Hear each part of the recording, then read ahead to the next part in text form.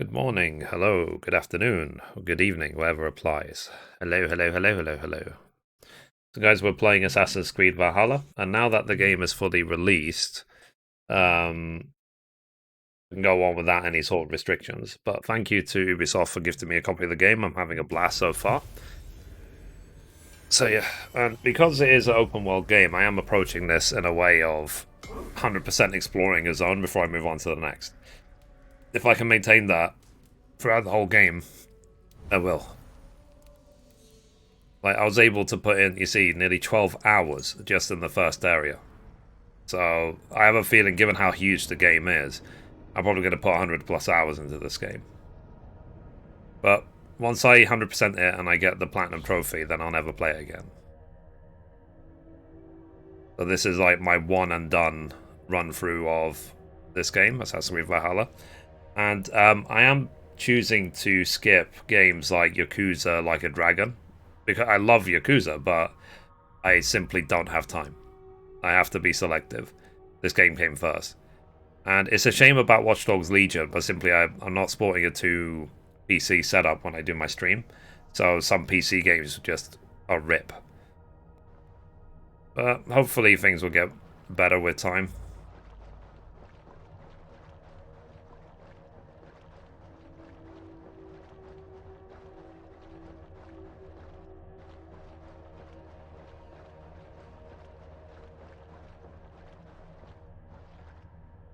So hopefully, yeah, we can now move on. I think, from what I've seen in the game so far, the second region to the north, this region here, is called Hordeflick. But it says here, suggested power 280. So maybe this is the last zone of the game. Like, who knows? But I have, as you can see, I have 100%ed this first area, this Flick. So let me go to this place. So let's fast travel there to save a lot of the journey, and then let's go there. And because I have explored, like I said, 100%, I have been able to get a hell of a lot of upgrades, which will give me a head start when I get to England. Because I was watching Shroud last night. Shroud was exploring Asgard, one of the future zones. It said you suggested player level 90, and he was level 42. Because it's what happens basically when you focus basically just on the story and you skip all the exploration. This is an exploration game. All open world games are, to be honest. It's about exploring, not about, what's it called? Ooh. Oh, yes, I must have redeemed some certain rewards. Yeah, because the game's fully come out now, so... Well, for now, let me just stick with this Raven set. Two-handed, called Moonlight.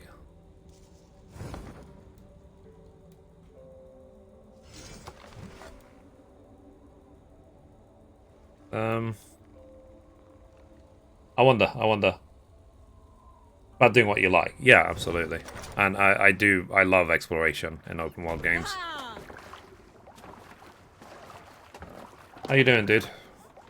We're off.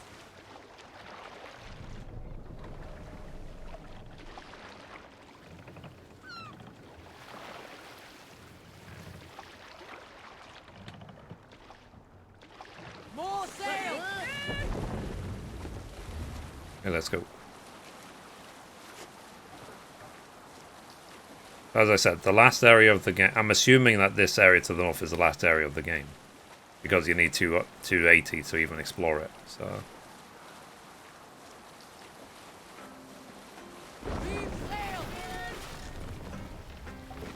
That was too close to the shore. My bad.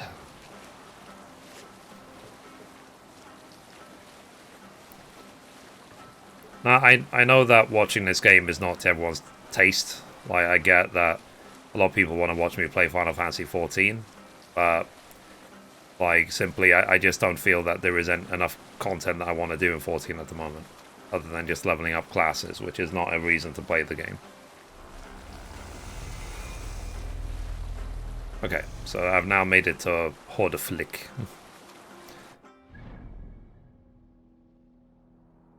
Okay, so there's already a chest here.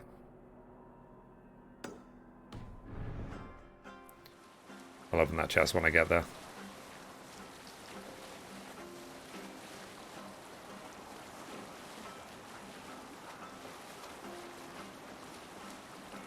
But yeah, like I said, I've been watching Shroud play this game a lot. It's just really funny when he plays it. I watched him finish pretty much the entire of Assassin's Creed Odyssey as well. 14 gonna update anytime soon? Well, I mean, they're talking about 5.4, so, but I'm not sure when the release date is. I don't think it's imminent though. I think it'll be a while.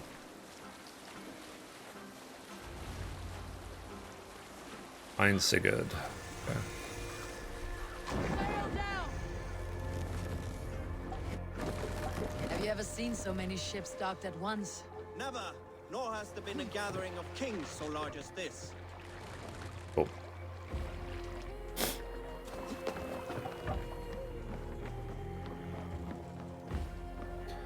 Let me,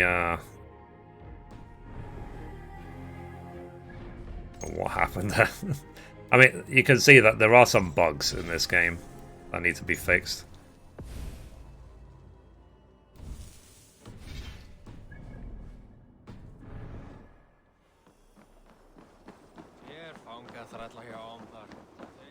There's an artifact here.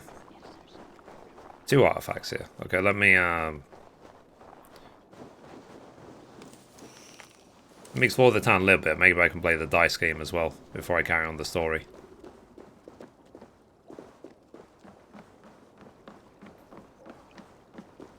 The artifact's actually closer, but whatever. Let's just get this done. But yeah, like, as I say, for now I'm just going to keep playing this.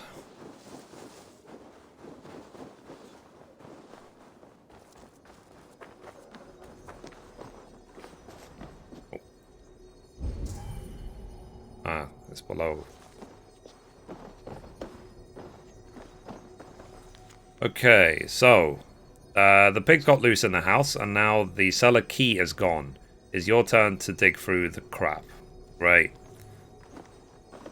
So basically, you're saying that I need to go to the pigs. I need to look through the pig ship to find the key. There it is. Okay, there we go. I got the key. So now I can go to the cellar. That's why it's important to read these things, isn't it? So how do I get into the cellar?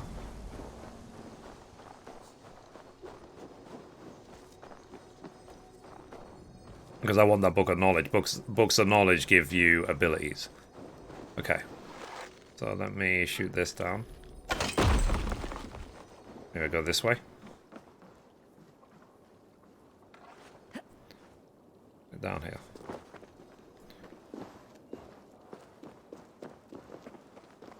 These arrows for me to take? Yeah.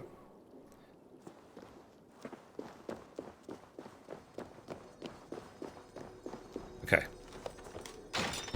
There we go. So you get the key from the pigsty. There we go. Mark of Death.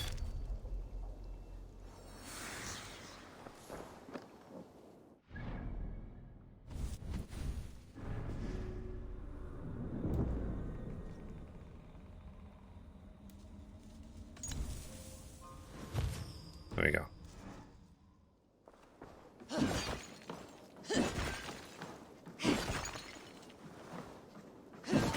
I'm just destroying all of them in case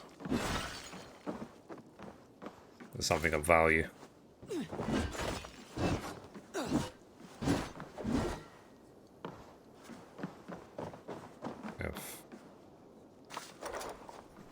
I think that's it. Okay, we got a loot, apparently.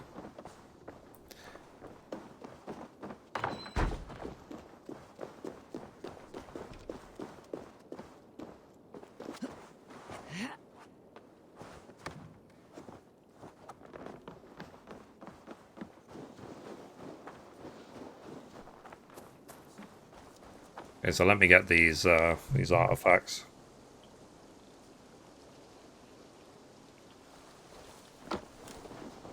So you do actually have to chase the artifacts. Yeah, there it is. It's up that tree. But we'll have to chase it. So keep an eye on that floating piece of paper.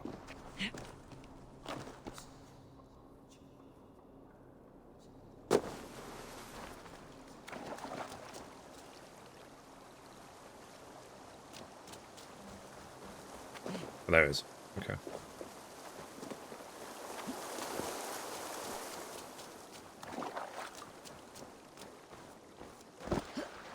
Okay, maybe I was too slow. Maybe it reset. So let me go back. So I have to follow the river.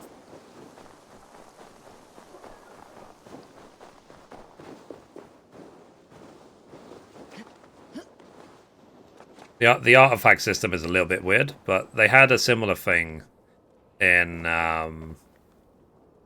it was in Black Flag, where you have to like chase some like maps around. Hey Joshua, how you doing? There it is. See it respawn.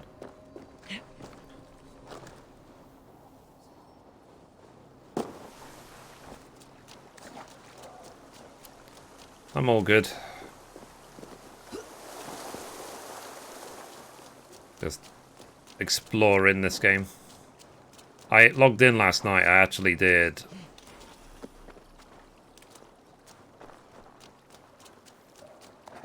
I did 100% of the first area.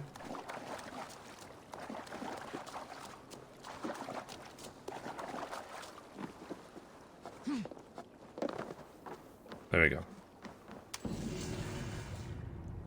So by getting that, you get a tattoo design. Okay. So now let me get the next artifact. Cloak myself here.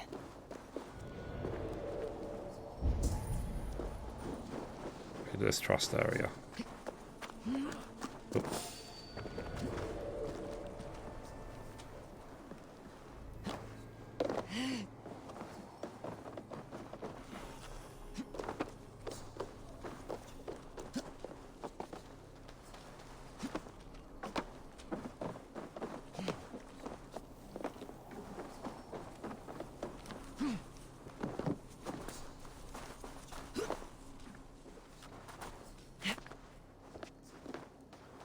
Oh.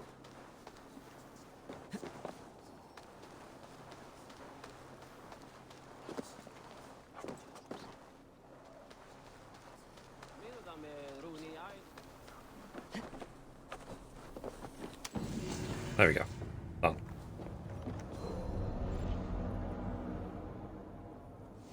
Okay, there's a merchant.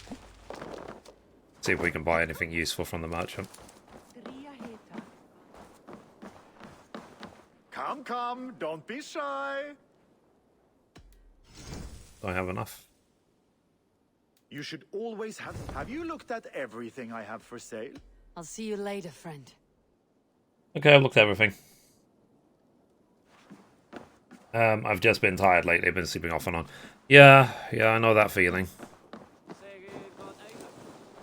Okay. Mystery in this town. We gotta do this mystery. Basically, mysteries are basically side missions.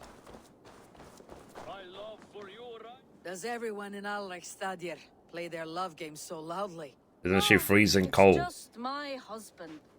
He cannot satisfy his wife. Oh. Old age. No, he's still young and fit. It was not always so. You could not keep us apart when we were raiding. He would plow you during raids. Our first time was in the middle of a burning village. After a Hey, while, James, how you he doing? made us stop. Hey. He said it was Yeah. distracting. Love can burn brighter near death. Have you tried revisiting these memories?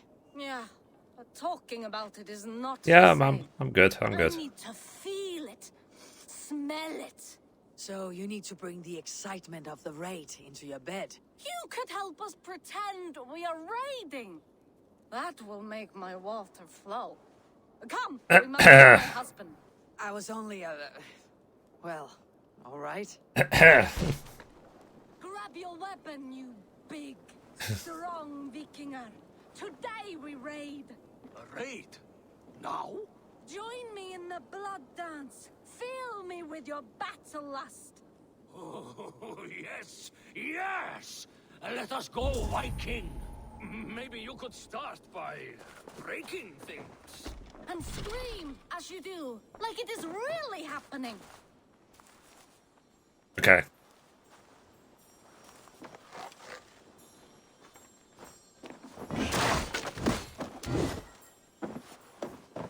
I mean, I'm trying to set the romantic setting for them. It is amusing, but not arousing. Yeah, it does not feel real enough. Maybe you need more fire, like your first time. Yes! Burn down our house! Okay. If you insist.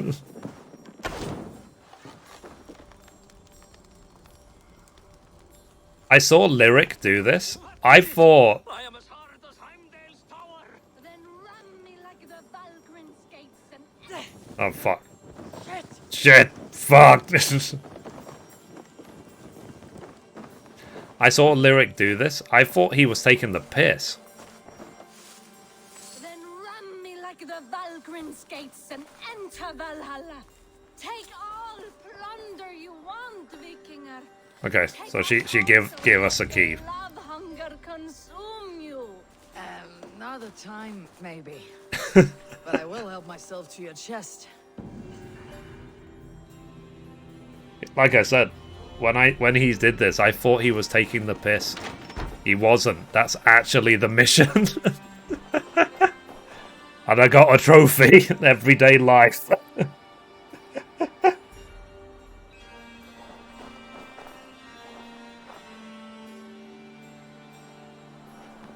It's hilarious.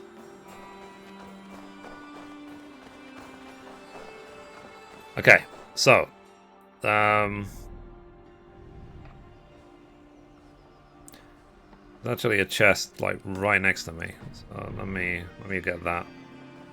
I can't believe I caught on fire.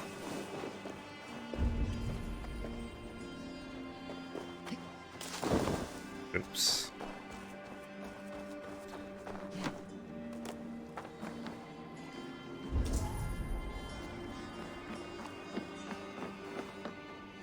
Here's underneath. Can't remain long in this ice bath.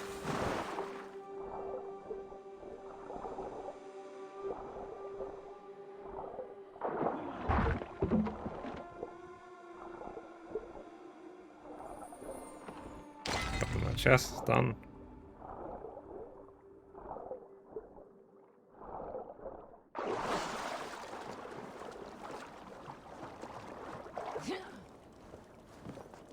Okay.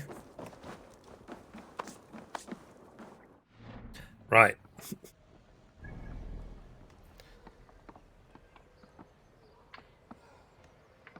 Okay, let's go with that. Oh, so last night I was up till about, I don't know, 5 or 6 in the morning because I could barely sleep. But basically what ended up happening is I was digging through my old paperwork, like really digging through it to find, because I'm just curious about the history of my loans, going back to 2011, 2012, all the way till 2014, and it seems like basically I was royally ripped off by my bank. That's why I put in the complaint, right? And because they replaced a bunch of loans which had 8% interest with a loan that had 20. So they ripped me off. And they made a lot of money doing it. But then in 2014, it seems like I then got a consolidation loan at 6% for all of the amount. So basically, the bank that consolidated for me, they did me a big favor.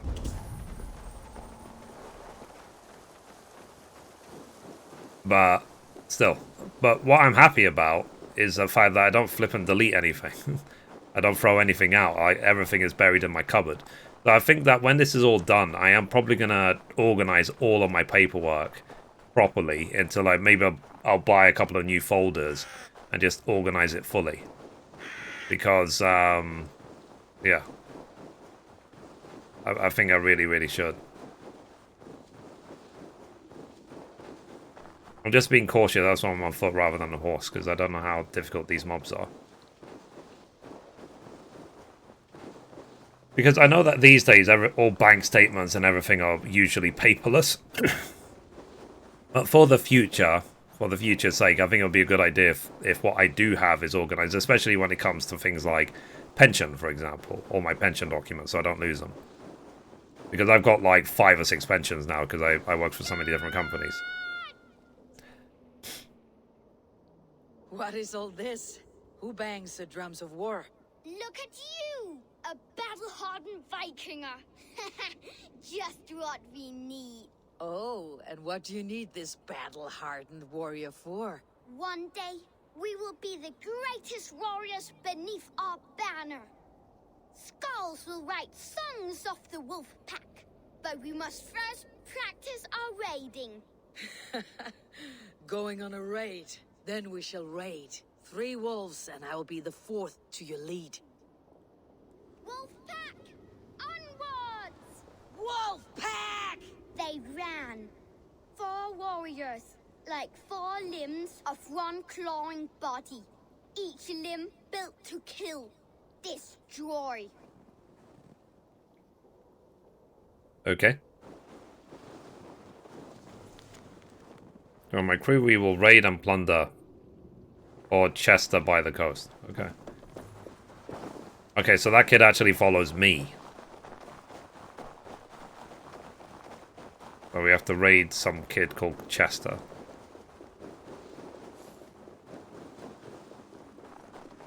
They arrived at the village. Torches, axes, and blades at the ready. Ready for the slaughter. To war! Ah!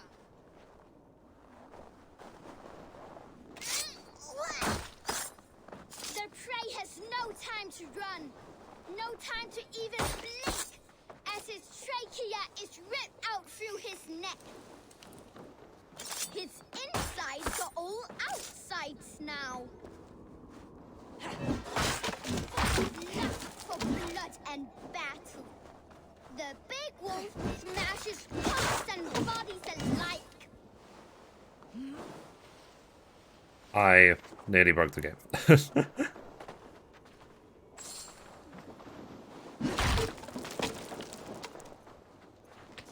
It makes sense now. So like I said, when I saw Lyric do this, I thought he was taking the piss. He was doing the quest exactly as you're supposed to. Into the big wolf's purse.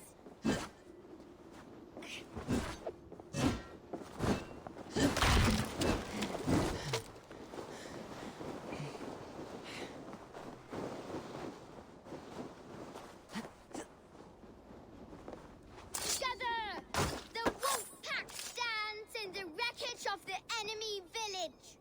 Nothing remains but thralls to be taken and flaming carnage. Come and kneel before your raid leader, Big Wolf. Okay.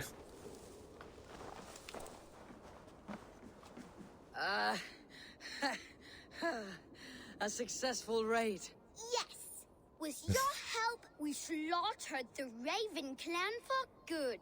The Raven clan, you say? Yes. She is part of the Raven clan. Awkward. One day I'll be just like him. Champion! Death to the Raven clan! I mean, they're just children. Young raiders. I'll see you wolves on another battlefield one day. Yeah. So, yeah, as I said, maybe one day they'll grow up and we'll just mow them down. So, that's the thing. Right. So. Yeah, I'm working towards this. With the next 2, I can get this sprint bash.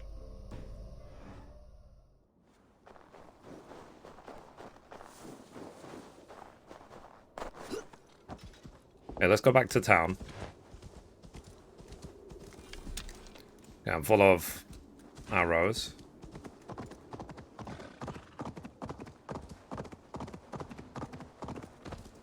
Alright.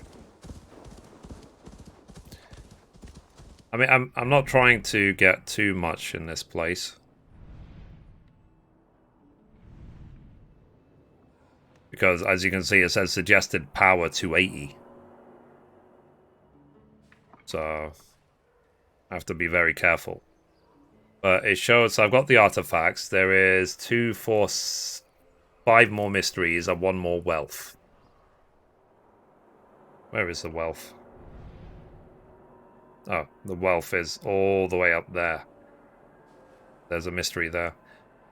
I'll tell you what, let me synchronize this.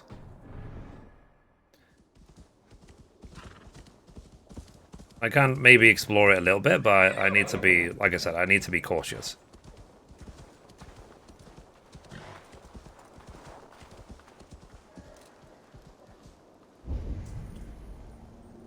Okay, so they're actually enemies, so I have to go around them.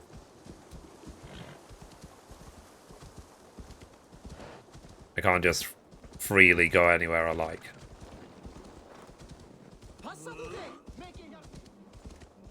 I haven't even bothered trying to do the drinking game.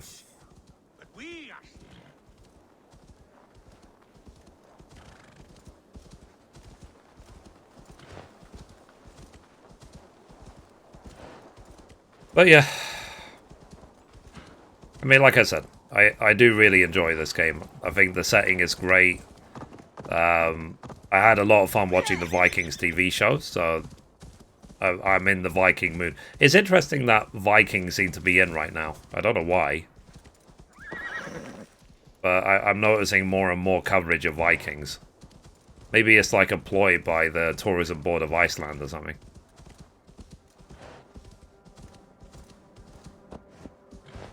Anyway, so, now that the game's fully released, there's one thing I can tell you, which I wanted to tell you guys a couple of days ago. In this game, you can actually get Thor's outfit, his full outfit, and you can wield Mjolnir, his hammer. But you find the hammer, but if you're not wearing Thor's full set of gear, you can't take it. You're unworthy.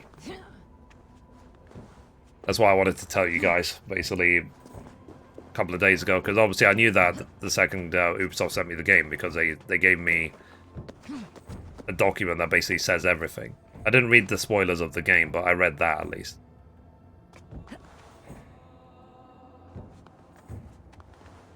I mean, that given that you go to Asgard and you actually meet Thor, it makes sense, right? Let's see, it's been really interesting watching your financial videos and seeing your perspective on finances. Yeah. I'm approaching it from a I wasted lots of money, now I need to put things right point of view. And the last thing that I have at the moment is money to, say, invest. That's the last thing I have. Because there's a lot of big YouTubers who talk about investments. My favourite being Graham Stephen. But, yeah, I'm nowhere near that.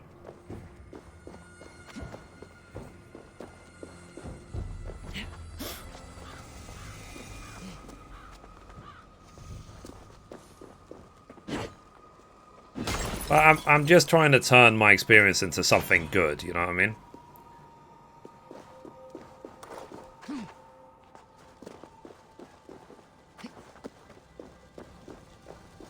Yes, it was ugly and I wasted a lot of money, but... Okay, so was Ymir the only of his kind? Was there other great giants before? And if there were, did they give birth to the world like our own? Other realms are with other men, other gods? Okay, interesting question. Let me loot some stuff. Okay, sorry. Smooth. Nailed it. Synchronize.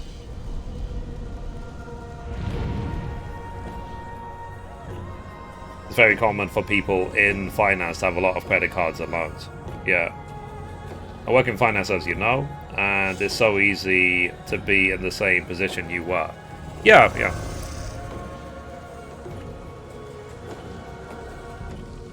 Okay, so there's a mystery over there, there's wealth over there.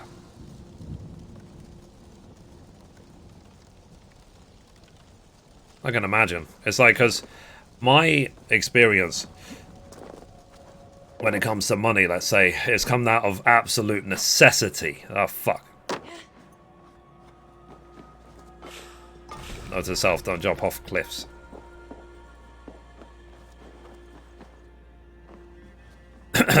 It's come out of complete necessity because I've been in a position more than once of not having enough money to eat. It's not a position I ever want to be in ever again. So, the mystery over there. Let me go. I guess if there's not any real threats in the area, then let me go finish off the mysteries in the area.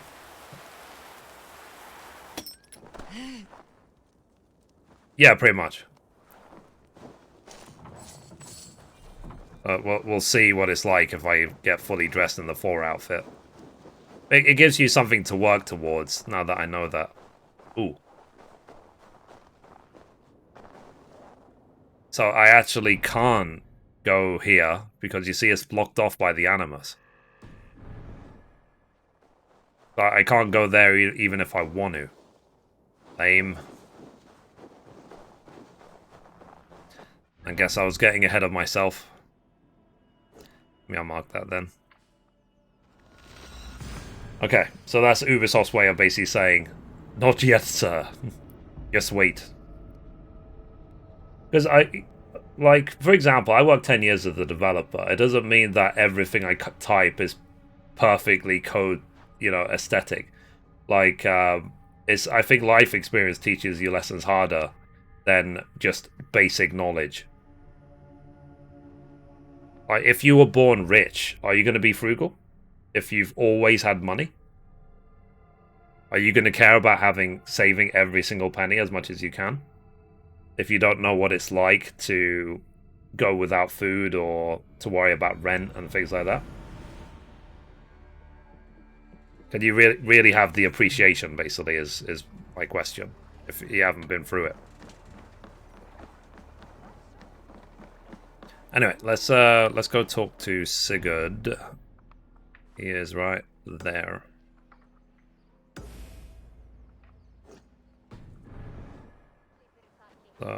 Need to go northeast. Is no one played dice in this town?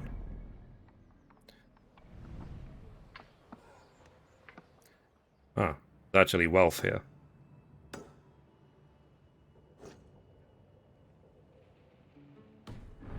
Okay, let me find.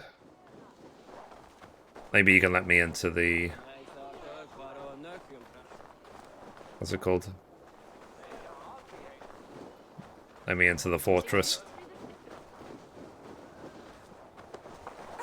But you see those guys, like, even if you stab them with the assassinate move, you'll take off about 15% of their health. Yeah, for sure, some people have it automatically, but for most, it's a lesson of life. I know there is a better turn of phrase for that. Yeah, yeah. It's like I say. Like, my experience has come out of absolute necessity to survive. Okay, keep missing this other effer.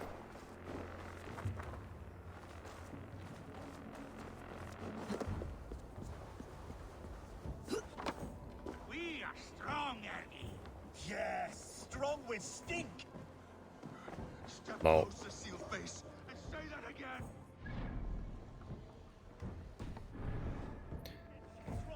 That's your only strength. Your stench.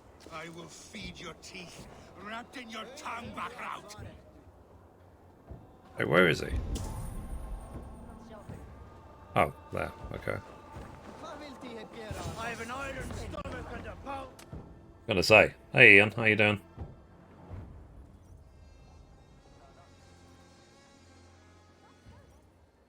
And yeah, if there's anything I could improve, let me know. I'm not exactly in a position to talk about financial news. One of your heart's desire, Eivor. Yet by the look on your face, you've lost your will to live. Gorm is here with the last of his men. Why does that troll dare to show his face? Leave it for another day. We are here under Right. Harald's truce, and Gorm is too weak to try anything bold. He's a seed stain on his father's trousers. I should wipe him from this world. Not tonight, Eivor. Leave it.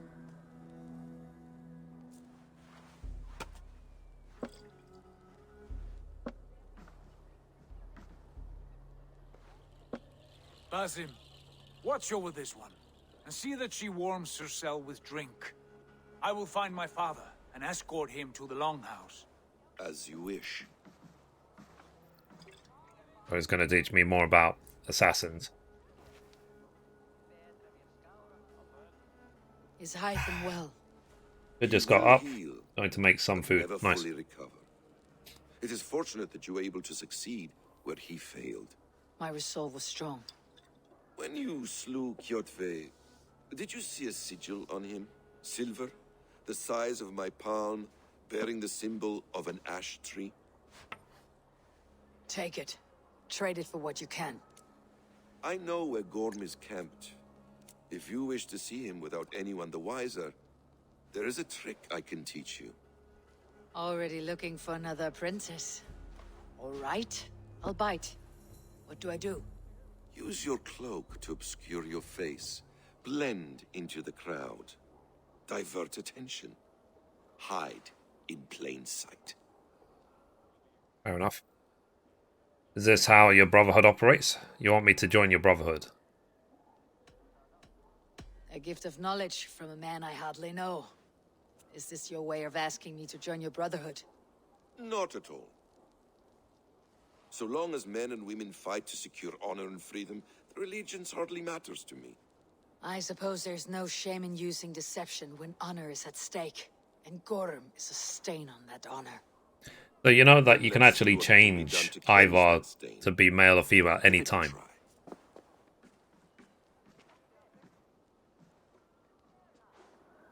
You just open the menu, you go to, I believe, Codex. Is it Codex?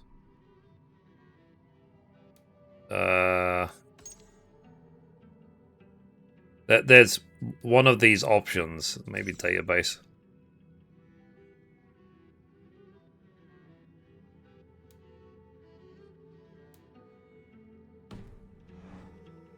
It's in the options. Maybe it's hidden now because I'm on a quest. Walking unseen through hostile But territory. basically, in the menu, you can change your anima settings to be male or female. A hood makes you forgettable, dismissed at a distance. Remain far from watchful Okay, so let me put up my hood then. eyes, and you will be invisible to them.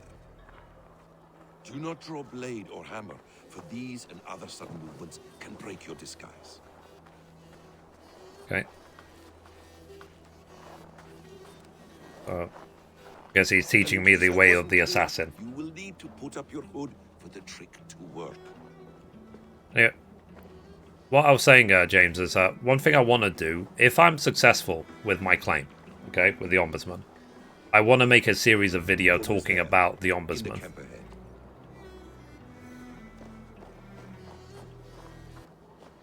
What do you think? Like, who is the Ombudsman, how to file a claim, things like that. What were you thinking? Drinking mead on an empty stomach? You have to eat something before drinking that much. Enough idiot guessing.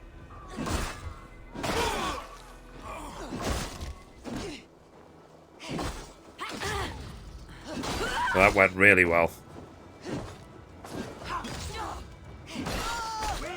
Use them.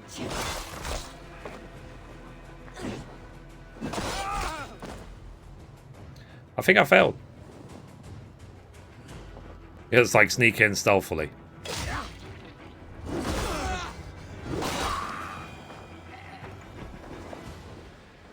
Did it work?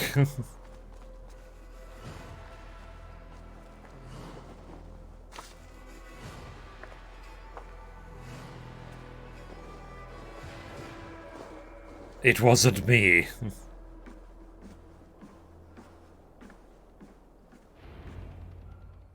Eivor! You Arker shit! Take up your weapon and follow me beyond these walls. Let Odin's favor land where it may. You dare not break the king's peace here. So fuck you and your god talk. What say you to that? You are all subject to King Harald's truce. Break his peace and you will be cast out of Alrikstad. I will give you no trouble. You were shed into this world without honor, Gorm, and you will leave as a turd, dumped into hell's deepest ditch. Keep crowing, Eivor. You only make yourself an easier target. Now, one thing I've noticed is that, you know, you can obviously control the Raven to scope out, like, things. I haven't need to use them once. It feels almost useless in this game. I should find Sigurd. I don't know if anyone else has noticed the same. Maybe it's for later missions I need it, but for now, it seems like a complete waste of time. I did look through the trophy list, and some of the trophies are just insane. Like, one of the trophies in this game is literally like, be on fire and defeat 5 enemies that have shields without breaking their shield while being on fire. Think you can swill with the best? The rations are full. I'm sure there'll be some situation for me to try and do that, but still.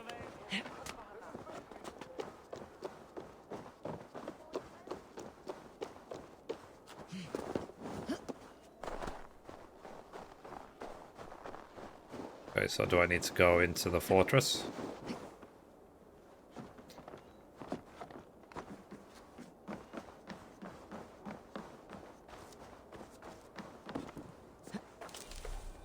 And my rations are still full.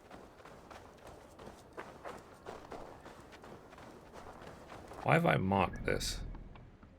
Oh, it's for the treasure. Okay, so I'll try and steal the treasure when I'm in this house.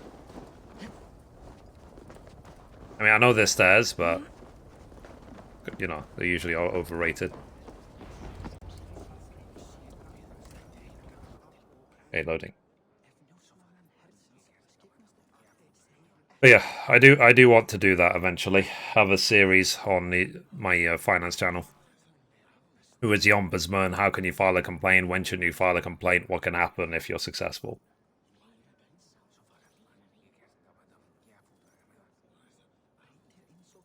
And again, at least that for me would be from personal experience, not from just reading a document. Tell me Gorm still lives, Eivor.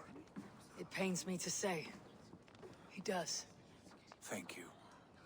His day will come. Oh, God. Yeah, I didn't even know that the financial ombudsman existed before this situation. Many of you knew my father. I think I heard the words, but I didn't know what they could do. Man who achieved great things. They buried Halfdan's leg near our temple. The crops have never grown tall. They buried his arse near ours, and we get nothing but a muddy river. But I dream of something greater. A vast kingdom of warriors in numbers the world has never seen. United under one king, one rule.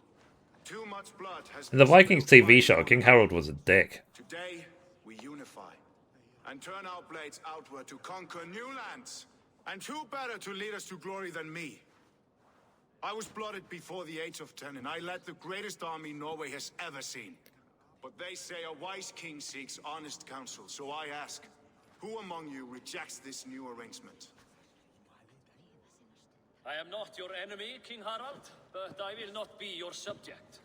Tomorrow we sail for greener shores, and so my kingdom is yours.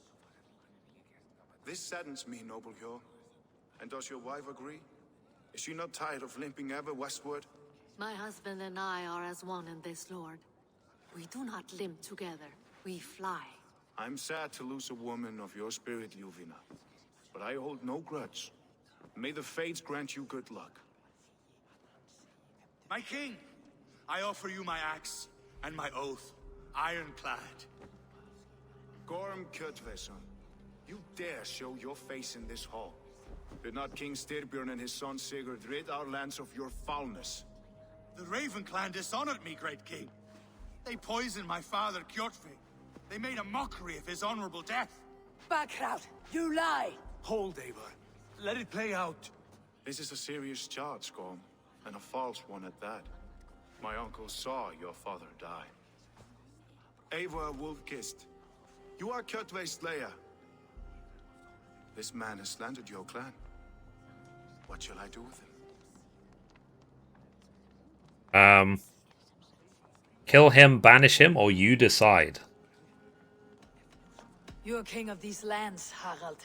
The decision must be yours. A modest and honorable answer. Gorm, I name you Worm and call you exile. Leave these lands by the next full moon, or I will feed you to the crows myself. Yeah, it's not for you to tell the king what to do. King Harold, may I speak? The floor is yours, King Styrbjörn. My people have held our land since the days when Odin himself walked among us. My kingdom is humble, but we have paid for it in blood. Our victory over Kjotve is proof that we will not lay down without a fight. All here have buried friends, brothers and sisters, sons and daughters. And I, for one, have had my fill of death.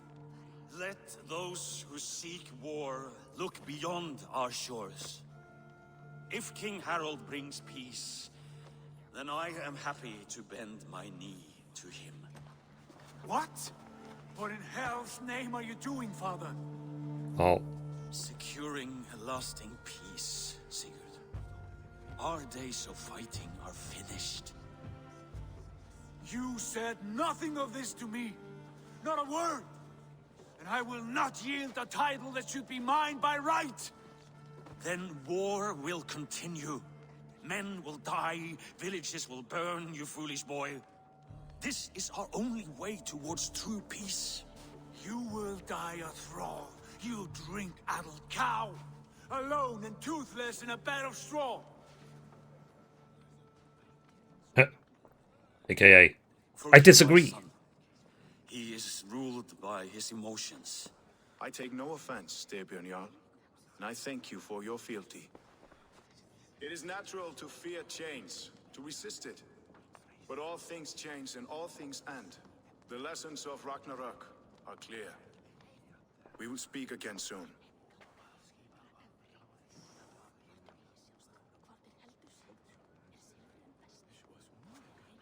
That was an ambush, Lord. Did you know of Styrbjörn's plans? For some days, yes, I did.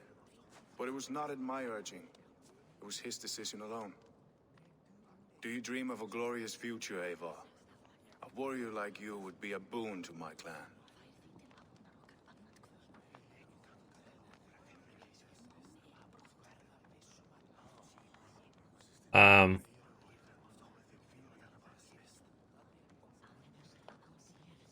Okay, cool.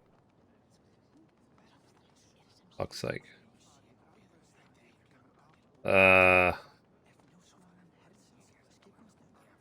Okay. So the I just got an email from the ombudsman.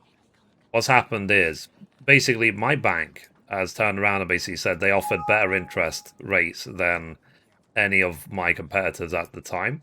But what we did basically yesterday is look up all of my loans and credit cards and everything at the time, and every single one of them was cheaper than them. Every single one. So they consolidated cheaper interest loans with the highest interest loan you could imagine. So what he's basically now doing, he is, what's it called? I seek Valhalla, I am bound to Sigurd, I do not know my fate. All I know of fate is that its pattern is but now we have to wait another 2 weeks for them to answer. I wish I understood. It's like, For those I do not understand, I do not trust, and I cannot stomach a lack of trust. You have nothing to fear from me, King Harald. My loyalty lies with my brother Sigurd, and I bear you no ill will. Then know that if you stay in Norway, both you and your brother must serve under me. Take tomorrow to think on this. But let us leave these matters for another time. Tonight, we will eat and drink like gods and wake in a kingdom made new. Fair enough.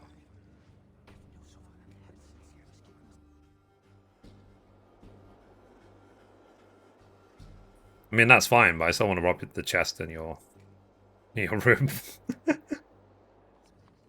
That's all I'm really after.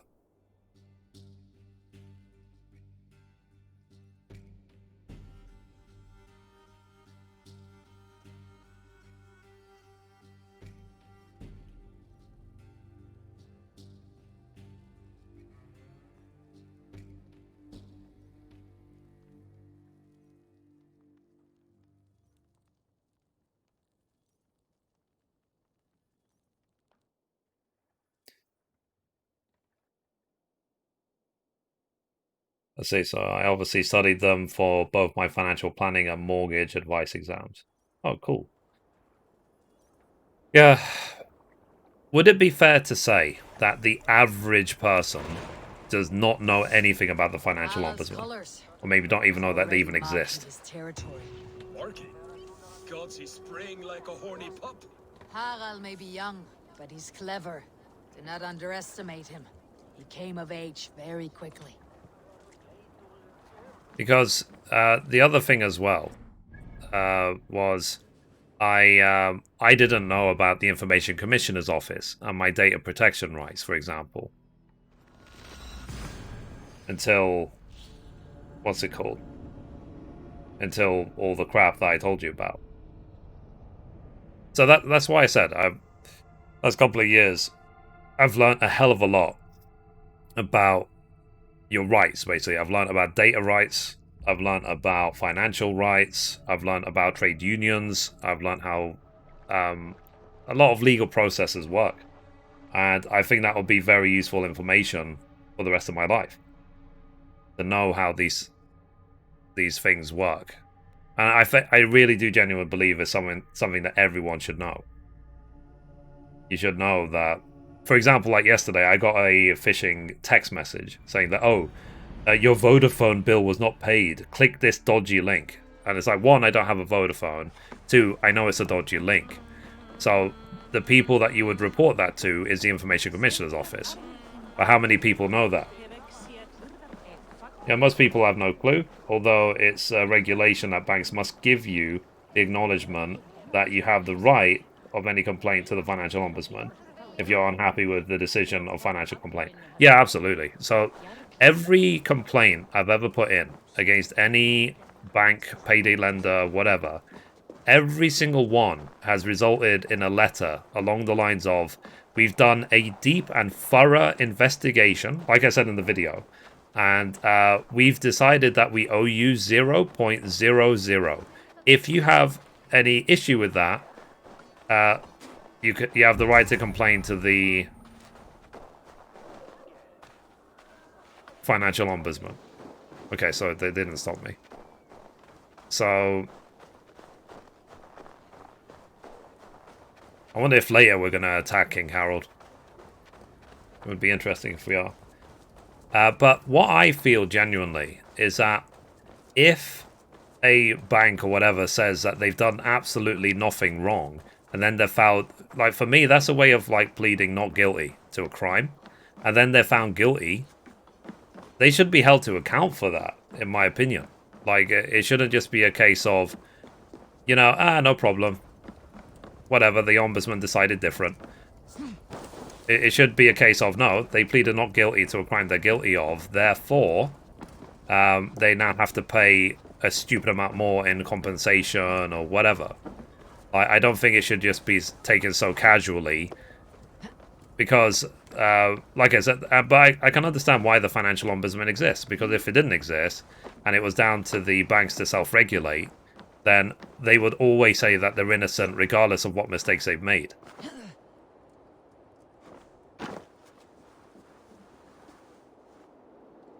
Okay, because I can't destroy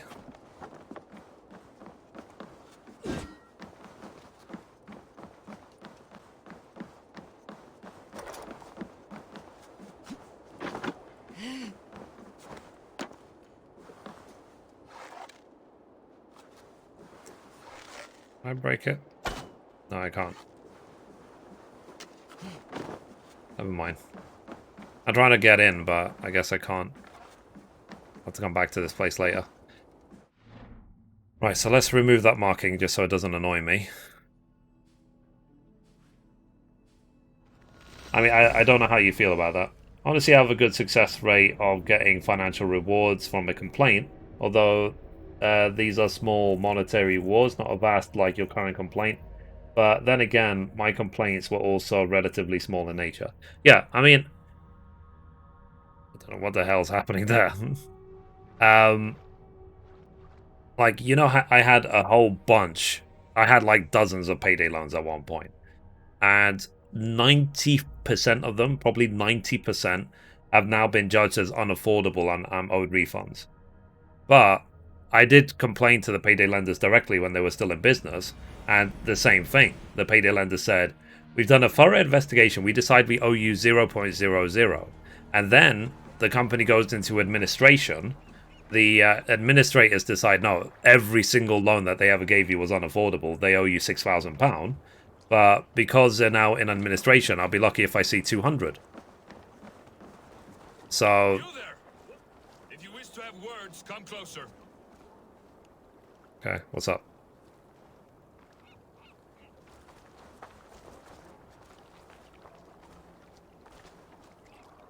Don't kill, don't kill, don't kill. Are you one of Harald's men? I am. The king wishes to make a survey of the land he now rules. Nothing more. Let me ask, are you one of the conquered? Did Harald take your lands as well? No. My family I've had about £700 complaints compensation over the last 2-3 years. Well, yeah. Welcome to Thornburg, warrior. I mean, as you know, my current complaint against my bank is worth maybe 10k for all I know. So yeah, this well, I guess that's why there's a resistance.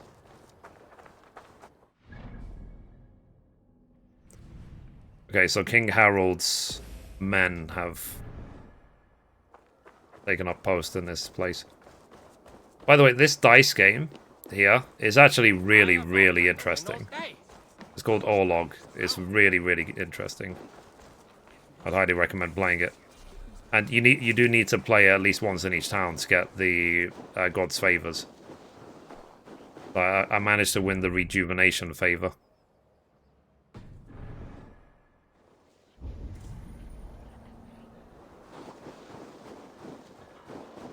Okay, there must be another door somewhere. You look like you know a thing or two about dice. What makes you say that? Knock. It's Eivor. Open the door. Come in. Keep your voice down. You will alert Harald's men.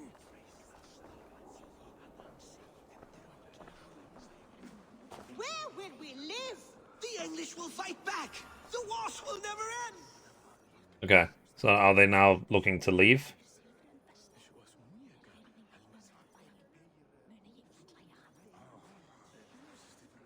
Well, I feel like, you know, 2 days ago, I feel there's nothing personal in it. Like, I'm sure that these financial institutions are told to reject all claims regardless of how much merit they have. But it need not be like this. And if they go through, they go through. Otherwise, reject them. We are the Raven Clan. Our destiny is our own. Did you know about your father's oath to Harold? I did not. And for that my anger burns hotter than any man's here. But I will not let that drive me into despair. We cannot stay in Norway. Not under Harold's boot. Not without fueling more war. So we push forward. To newer lands. Are we finally going to England? To England. Yeah. And there make a new home. A kingdom of our own. The sons of Ragnar Lothbrok have been in England 8 winters already. Is there any land left for a clan of our size? More than enough, wife. Of the 4 kingdoms of England, only one is truly pacified. I have no desire to wear Harald's leash. I like this idea. A saga for the ages. I agree. It will take time and resources to build ourselves a new home, but the riches taken from Kjotve's raid would suffice. No. That belongs to my father, as a fair compensation. In England, we must start anew. You would start us with nothing? In a land we do not know? Among people who hate us? Chudvis' riches would go some way to easing our passage, Sigurd. I bested him. It's within my rights to claim his goods. Our leaving must not be an assault on my father. It is a time of renewal for us. We take the resources to England. We leave the resources for Thingy.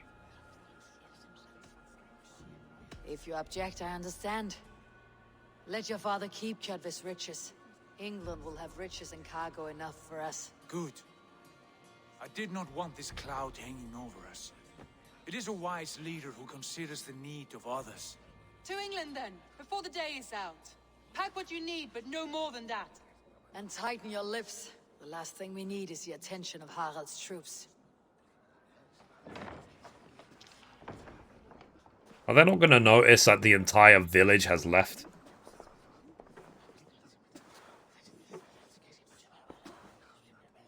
How much did you hear?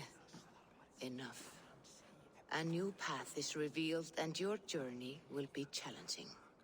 Will you not join us? For my mother's sake, I cannot. But our threads will cross again before the final day. Until then, farewell. Doodly doodly. So we're going to England. Never heard of it.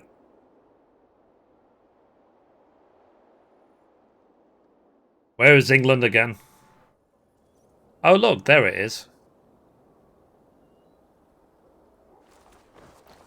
Okay, so before I go, I have literally, like I said, I've 100%ed this area, as you can see. Tick, tick, tick. Done, done, done. And there's only so much I can do in this area because it's actually blocked off with the Animus. But I do wonder if I can... Let's see. Because I could always fast travel back here. Let me see if I can synchronize this peak. And then I'll go back and then I'll go to England. And just give, like I said, give myself the minimum to do. La la la la la, loading tight, la la la la la la. Oh, by the way, James, did you see the PlayStation 5 menu pop up on PlayStation 4s?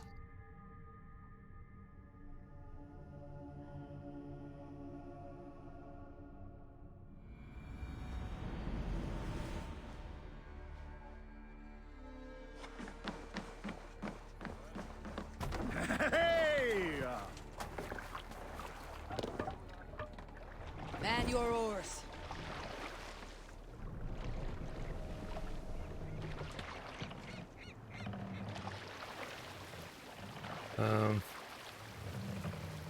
Okay, so I think it's that peak we want to go to.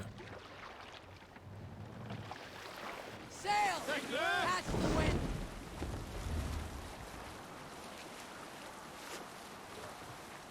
The remote play?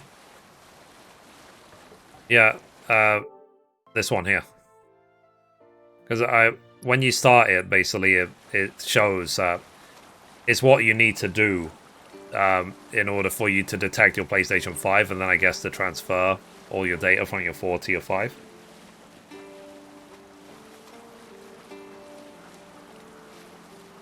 And I think you literally just connect a network cable.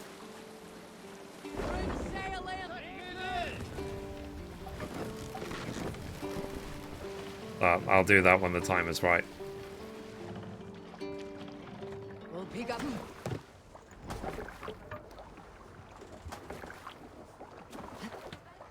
Nailed it. If I stay here.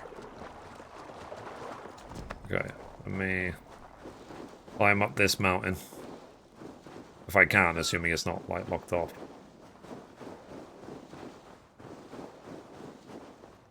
There's a mystery over here.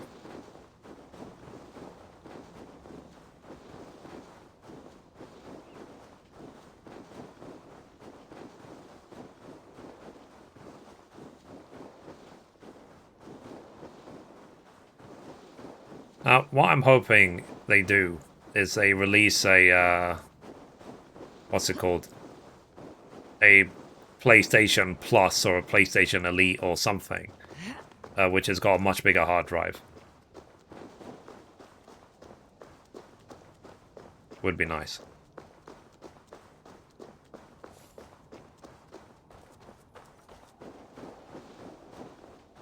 Because I don't know if you heard, but they're actually working on a 100 terabyte SSD.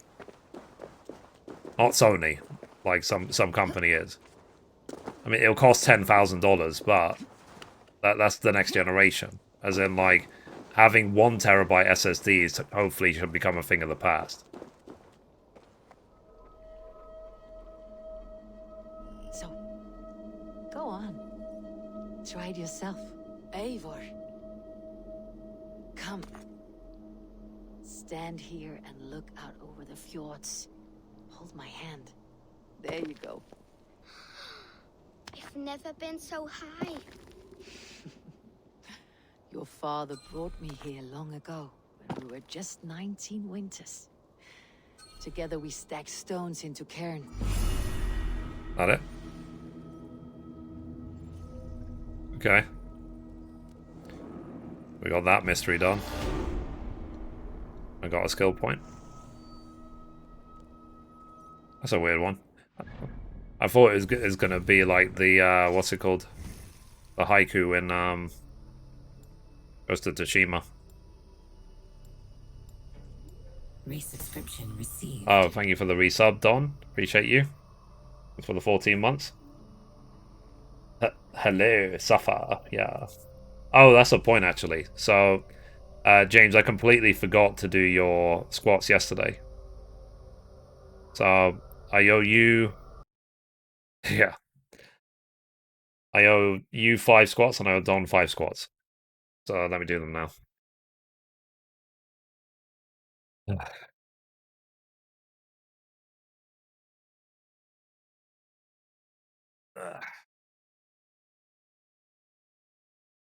Well, thank you guys for the subs. Appreciate you. Oh, my butt just snapped. 1, 2, 3, 4, 5, 6, 7, 8, 9, 10. Yep. By the way, chat, I think tomorrow when 1.1 comes out for Genshin, there's going to be a code, a gift code. I think it's like Genshin 1111.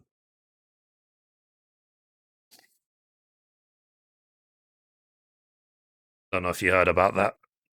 And there might be another code at the moment called Genshin Gift or something. Just in case you care about gift codes for Genshin Impact.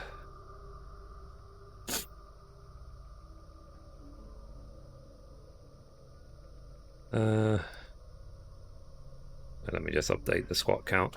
85. Hey Jen, how you doing? Okay.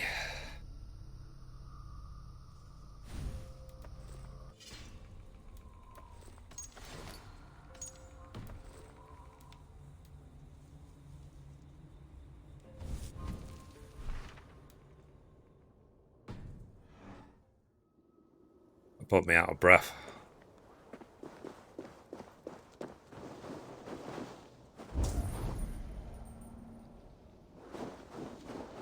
Okay, let's go.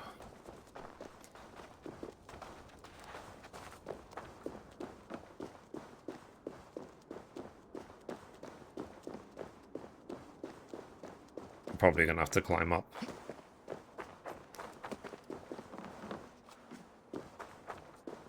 Oh, what's this?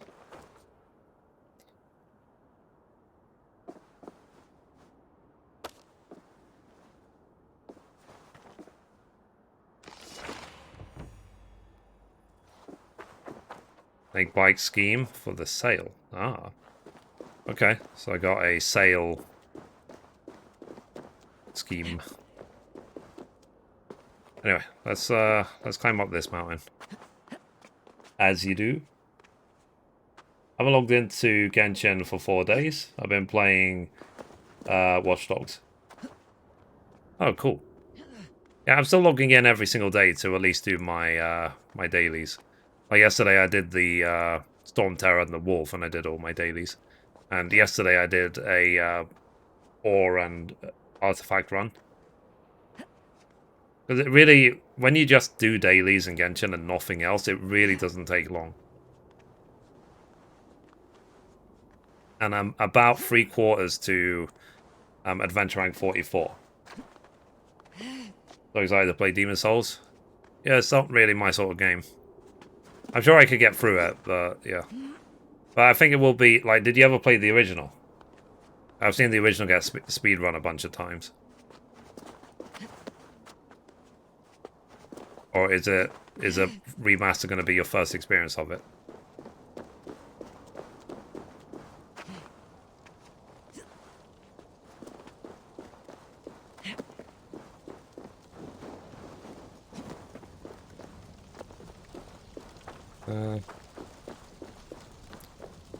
Anything to loot?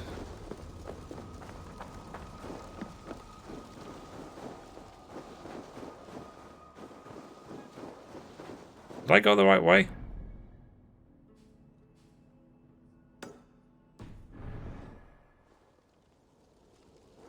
Ah. Okay, apparently that's the peak right there.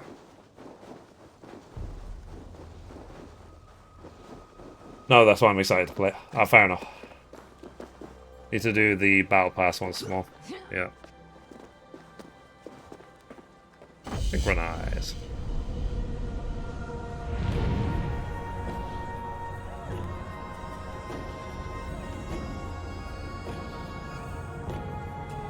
And a cloak disappeared for whatever reason. That's back. Oh. Wealth and 4 mysteries. I'm leveling up flipping quick. Okay, there's actually a mystery here. These ones and this wealth, I can't access them because it's blocked off by the Animus. So I'm guessing that these are... This is heading towards the last area of the game. But I can do this mystery at least, so let me do it.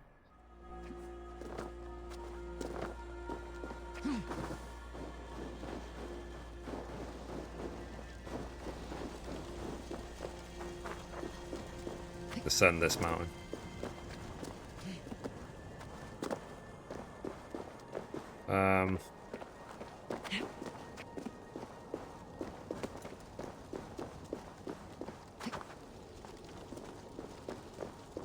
Let's get distracted and do some ore.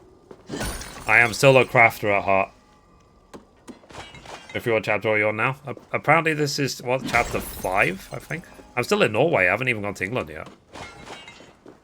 But it's because I've, like I said, I've been 100% at the first area, and so on. I'm working on to get as 100%. But now, the next mission will be to go to England. Now, with the early access of the game, Ubisoft asked that even if I go to England, that I don't expand the camp at all.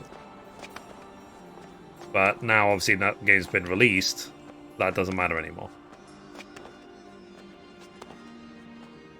So my goal now will be to expand the camp as much as I humanly can, as quickly as possible.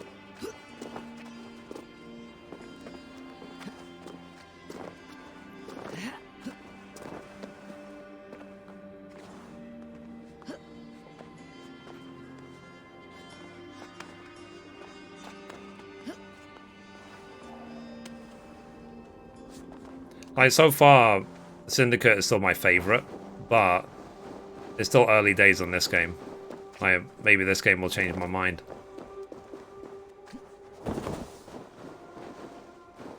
This is already one of my favourites. I haven't even gone to England yet.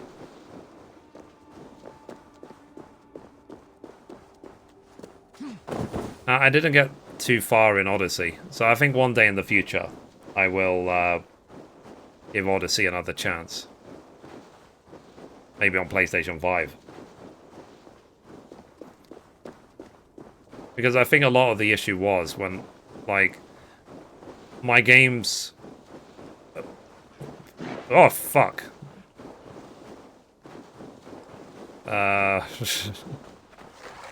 It's like a flippin' horror game. Yeah, sorry. Oh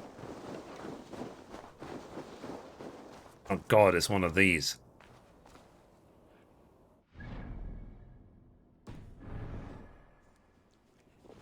Alright.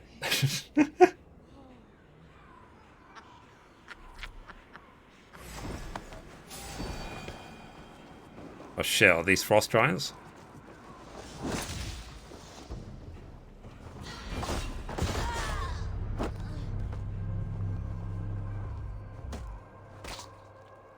Yeah.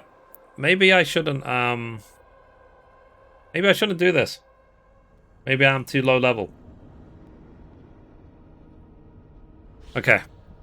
So yeah, I'm not going to do any combat related mysteries in an area where they recommend 280 power.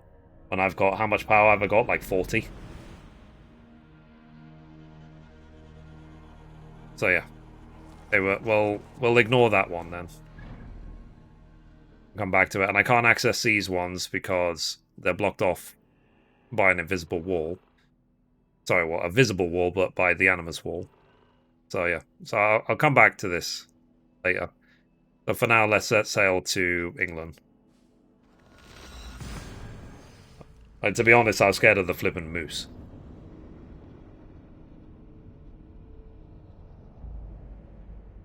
But yeah, you saw those? Those were frost giants.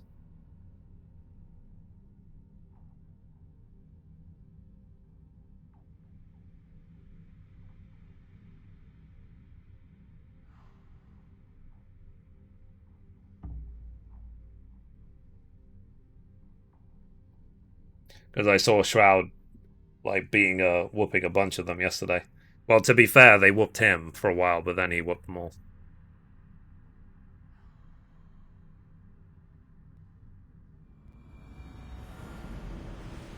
Give me 1 second, chat. Let me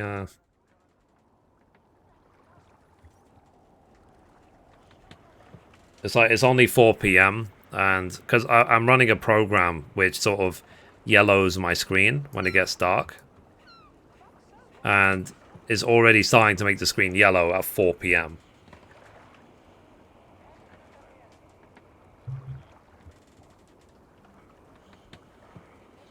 Okay, anyway, so let's carry on.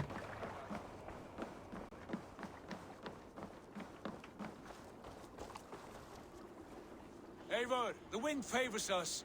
We should set sail without delay. You made quick work of packing. Well done. The dream of new lands is a powerful lure. As is the promise of glory. But the act of leaving so beloved a home, there is a sadness to it. Have you doubts? No, not at all. The die is cast. Then let fate guide our journey. Are you ready? It's time to go. I am ready. Let us take to the water and leave unbothered while we have the chance. That chance is past. Look. Uh-oh. Fate flies on swifter wings than we. King Harald's banner. Is he going to give us our blessing? Sigurd, what is this assembly? What are you planning? An exit, father. As graceful as I can. For if I cannot be king in the land of my birth, I will start a new saga. In England. Nonsense. Your place is here, son, at my side. There will be other victories soon. Other glories. My choice is made, father. Do not hope otherwise. Ugly today? Nice. Is it dark outside? Not really. Well, I mean, it's kind of gloomy. It's getting dark. You talk of false victories to me, old man? A sad old bear who destroyed his honor with one bent knee. The further I sail from this place, the louder I will sing. I will be his anger, Lord. No. You must be his better half. May Agir bless your voyage. Okay, so we have his blessing at least. We have some raw materials. Well, map is unavailable. Really? Okay, I can't pause. I think that's it. I have to go.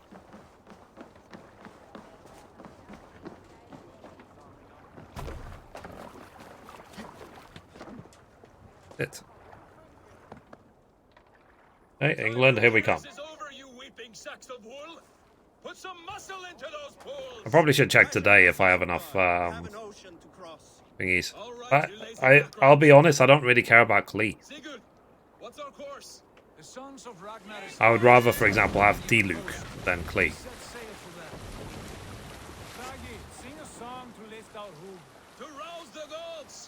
Inspire a mighty fart from Thor to speed us on our way! An ocean lies before us, Eivor, and on its far side, a new kingdom awaits. You know England well from your travels. I spent the season in their kingdom of Mercia, a temperate land, lush and wild. By now, the sons of Ragnar will have claimed its heart. Do we mean to join their army? They will join ours. In time, all of England will know of Raven Clan and the glory we brought to that fractured land. So to England, glory and destiny! To England! To England! For Valhalla! It's like, yeah, when they come to England, be like, alright, mate. All of the last 12 hours was the intro. Lol. It took me 12 hours, apparently, to do the beginning.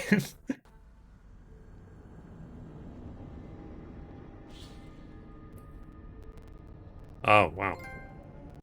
To England. Are we going to have a thing outside of the Animus? Like, who's this girl supposed to be? Hunter. Hunting your son is interested in wildlife. Okay, so she's not called Hunter.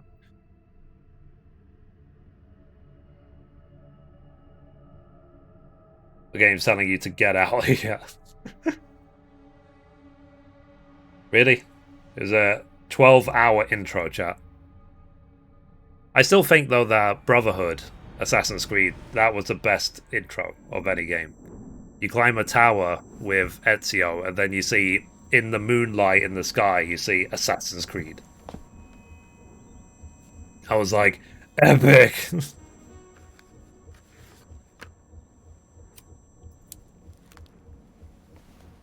Okay, so who's this girl?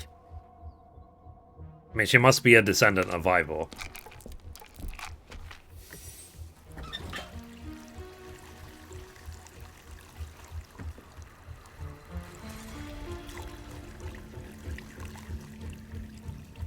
You're gonna get the Animus sickness.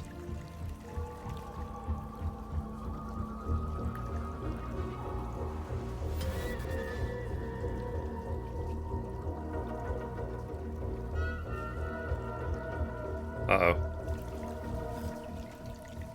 No, not the cigarette.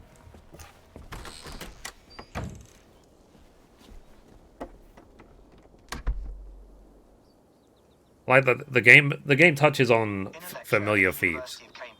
Dr. Circa told a worried audience that scientists have few answers for them. Since the mass coronal ejection of 2012, the strength of the Earth's magnetic field has increased by a factor of 50,000. This has resulted in huge disturbances in radio and satellite communications, dangerous bands of radiation around the poles, and as we can all see from our window, an aurora borealis that never burns away. Unfortunately, we are stumped as to why this is happening. And hey, Feet. How you doing? Soon, it may change the way we live, the way we communicate, even the way we evolve forever. Dr. Circa went on to say, oh, nice. Bought you more electrolytes? Oh, new and improved citrus flavor. Wow, he's old. Thanks, Sean. Oh, shit.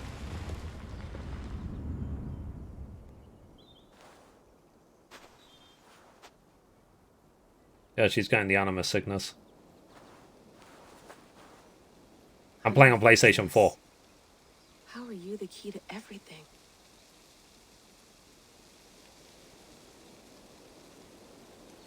But basically, when I was playing Watch Dogs, I'm playing on PC.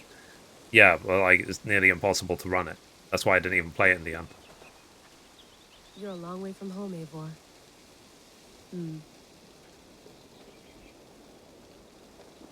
Oh wow, so that's the remains of Eivor. Wow. Well, like I said, she must be a descendant Otherwise the Animus wouldn't work. So the Animus Cygnus from previous games is basically, if you use the Animus for too long, then you mesh your reality where you can barely tell what is real and what isn't anymore. Things from the Animus start invading your real life. And the Templars are interested in using the Animus on the Assassins because they're trying to find the Pieces of Eden. I'd rather walk into town than use this. And the reason I want the Pieces of Eden, because then they can control the world. Simple as that. Because at the end of the first game, you saw that the Piece of Edens can control people on a whim.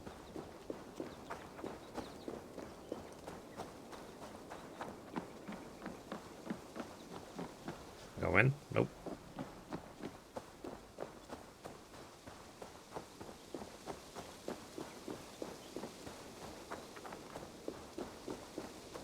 But in case you're wondering what this is, like, who is this person, why are we controlling her, is because she is a descendant of Eivor in the modern time, and she is accessing her memories to see what actually happened to Eivor using the Animus. That is the whole scope, and that is the story of Assassin's Creed. And it's something that they've kept going since the beginning.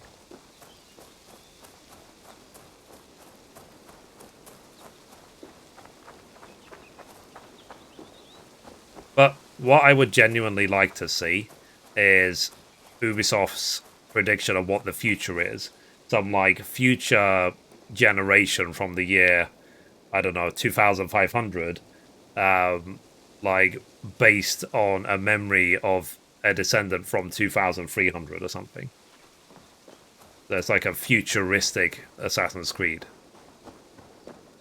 And if it flops, it flops, but at least they can say that they tried.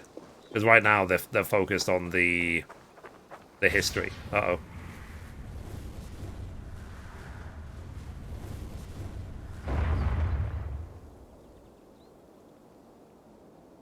Another satellite. Damn.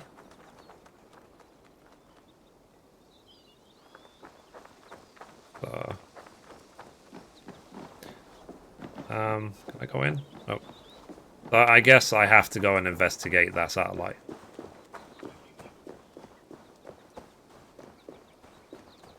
I mean, I was going to say the year 2077, but I think that year is copyright of CD Projekt Red. I'm kidding. But it might as well be with the amount they use it. Layla, you can't run away from this. Yeah, let's go.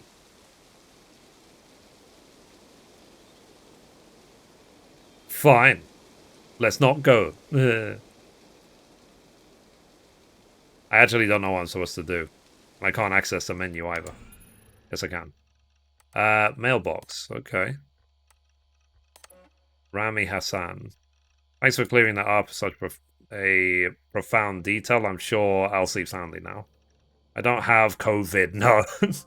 I'm well isolated. It's just the three of us traveling together, staying out of sight. Shit. Because if people play this game 50 years from now, they're going to be like, what the hell is COVID? But this is obviously relevant to the time. That's actually, it's funny and it's cruel. Okay, so Rami, forgive the short email. I want to call, but I'm not using phones right now, and my time is limited. I'm still recovering from my trip. Things got out of hand, and nothing went as expected. People got hurt. I told you it was for research, and it was not for something, for, I guess, Animus. The truth is, I haven't worked for them for a few years. It's a long story, but I won't bother you with the details. But it wasn't for me. Leave it at that.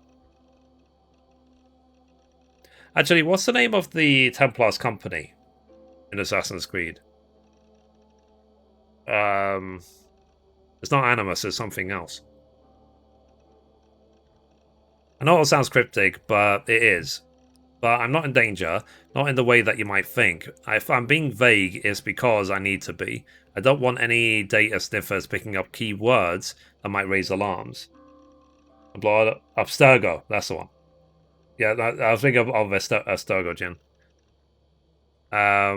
So here's the point. Don't worry about me. I'm with a couple of people who I trust now. They've been at this a lot longer than I have, and they're going to see me through this. I promise, at this time next year, things will be better.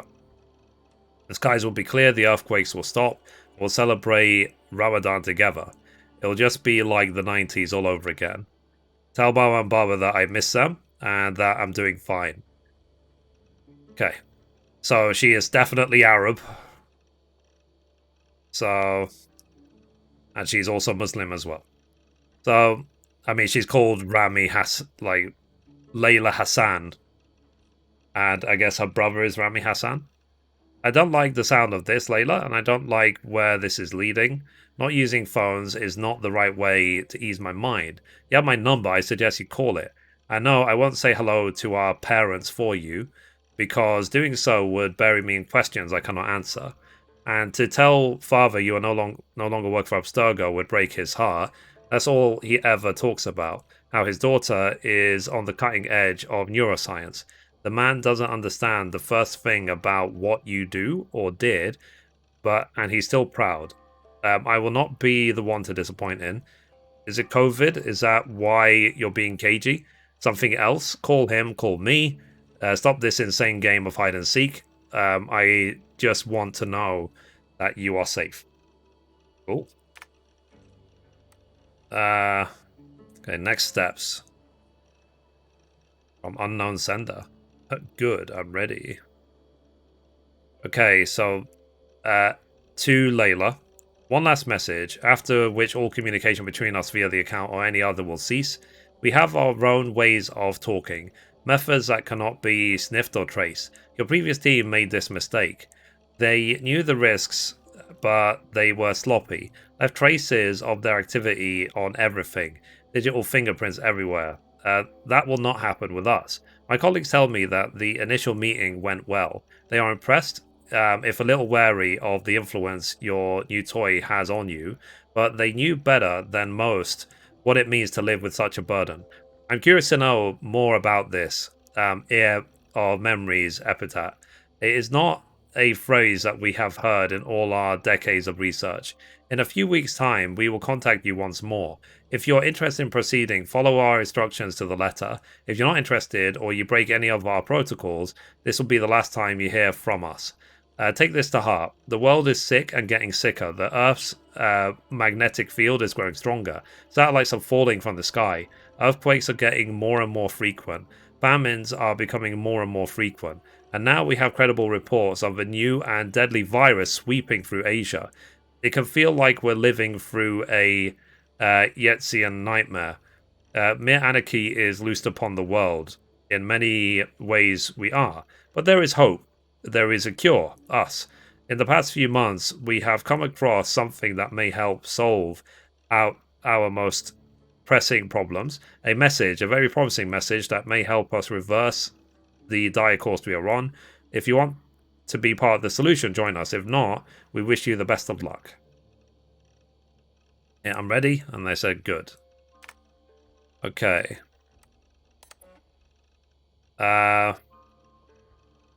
So, L. Would your favorite baseball team happen to be the Atlantis Eagles? Who the F is this? You have a gift and a curse. The gift of old blood. The curse of not understanding it. We can help if you help us. What you did is not your fault, but you must take responsibility for it. Otherwise, nothing gets done. One of us will contact you if you miss your chance. That's fair enough. Okay, so I read all those. Files. English locales of note. Oh, Jesus. So, later, as you trapeze about England, Bex and I thought that you might want to keep your eyes on a few things. Assassin bureaus, or the hidden ones, more accurately. They operated in Roman Britain between the years 100 to 430 BCE.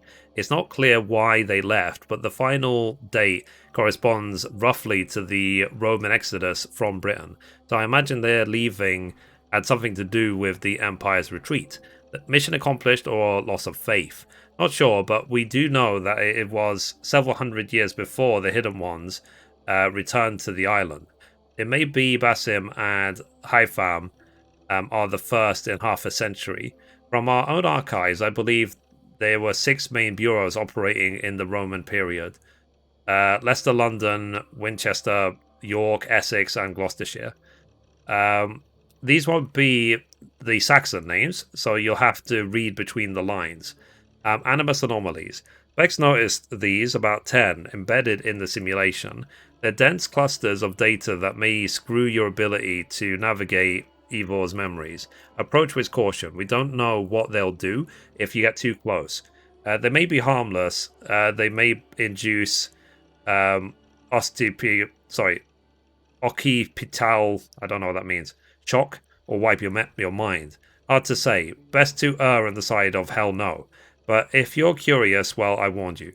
Pieces of Eden. We don't know of any Isu artifacts you should be looking for specifically, but they're out there.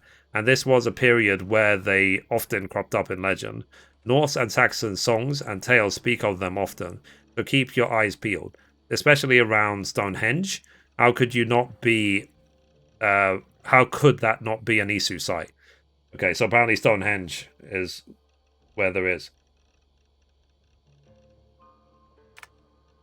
Okay, Sessions Report.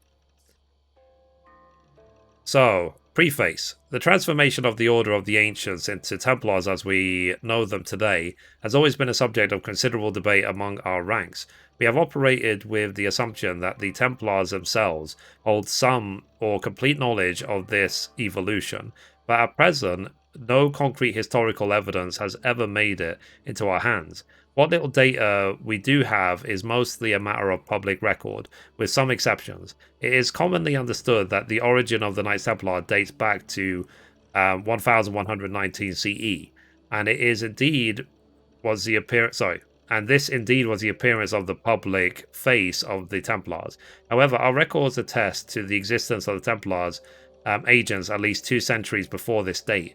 In one badly damaged document, an assassin contract from Normandy in the mid-11th century, the author makes free use of the term Templar. In an earlier letter, this time from a hidden one in the region of modern-day Dorset, circa 978 CE, makes mention of a Templar spy within the ranks of the Brotherhood. From this, we can safely assume that the Templar Order, as an entity distinct from the Order of the Ancients, existed... where am I? As an entity distinct from the Order of Ancients, existed at some point in the mid-10th century. With an aim to expand our understanding of this dark age, one of our agents recently volunteered to delve into his genetic memories to search for further clues to this age-old mystery. Unfortunately, what he discovered was of little use to our purpose. John Hastings began the first of 7 sessions on the 5th of October 2014. Over the course of the next 3 weeks, he followed various matrilineal and prelineal lines in the past. I don't know what those 2 words mean. I don't even know how to pronounce them. Focusing on the 9th, 10th, and 11th centuries, in search of assassins and or Templars in his bloodline. He found none. Or of minor interest, however, was the following personage, here noted for the peculiarity of his biography. Alok Thorvanson is an early 9th century Jute who sailed north from modern-day Denmark with a wooden plank bearing a carving of a map that purported to mark the location of Thor's hammer, which is what I told you. Alok made it as far as Stavanger before running afoul of a powerful clan there. Alaric was defeated in the battle and enrolled as a slave.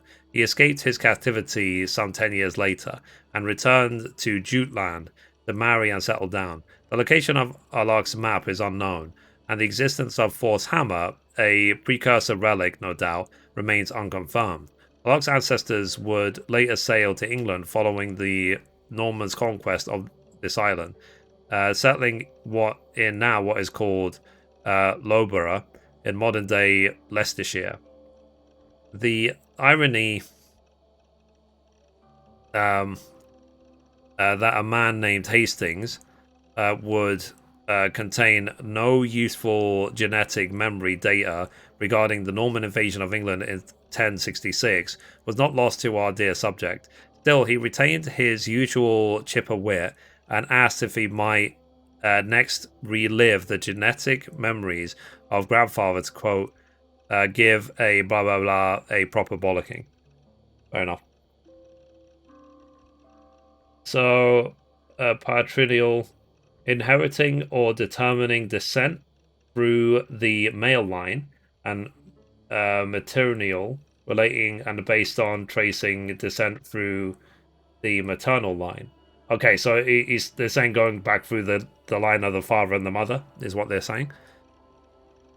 Now, here's pop quiz for you, chat. What? Chester. It's a Roman word. What does Chester mean to Romans? And why did they name so many parts of England Chester? And every variation of it. Leicester, Cheshire. Chester means something. What does it mean? I think I should play the what's it called? I should play music.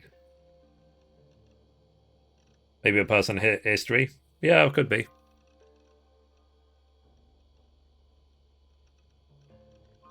Ding. I guess you don't know.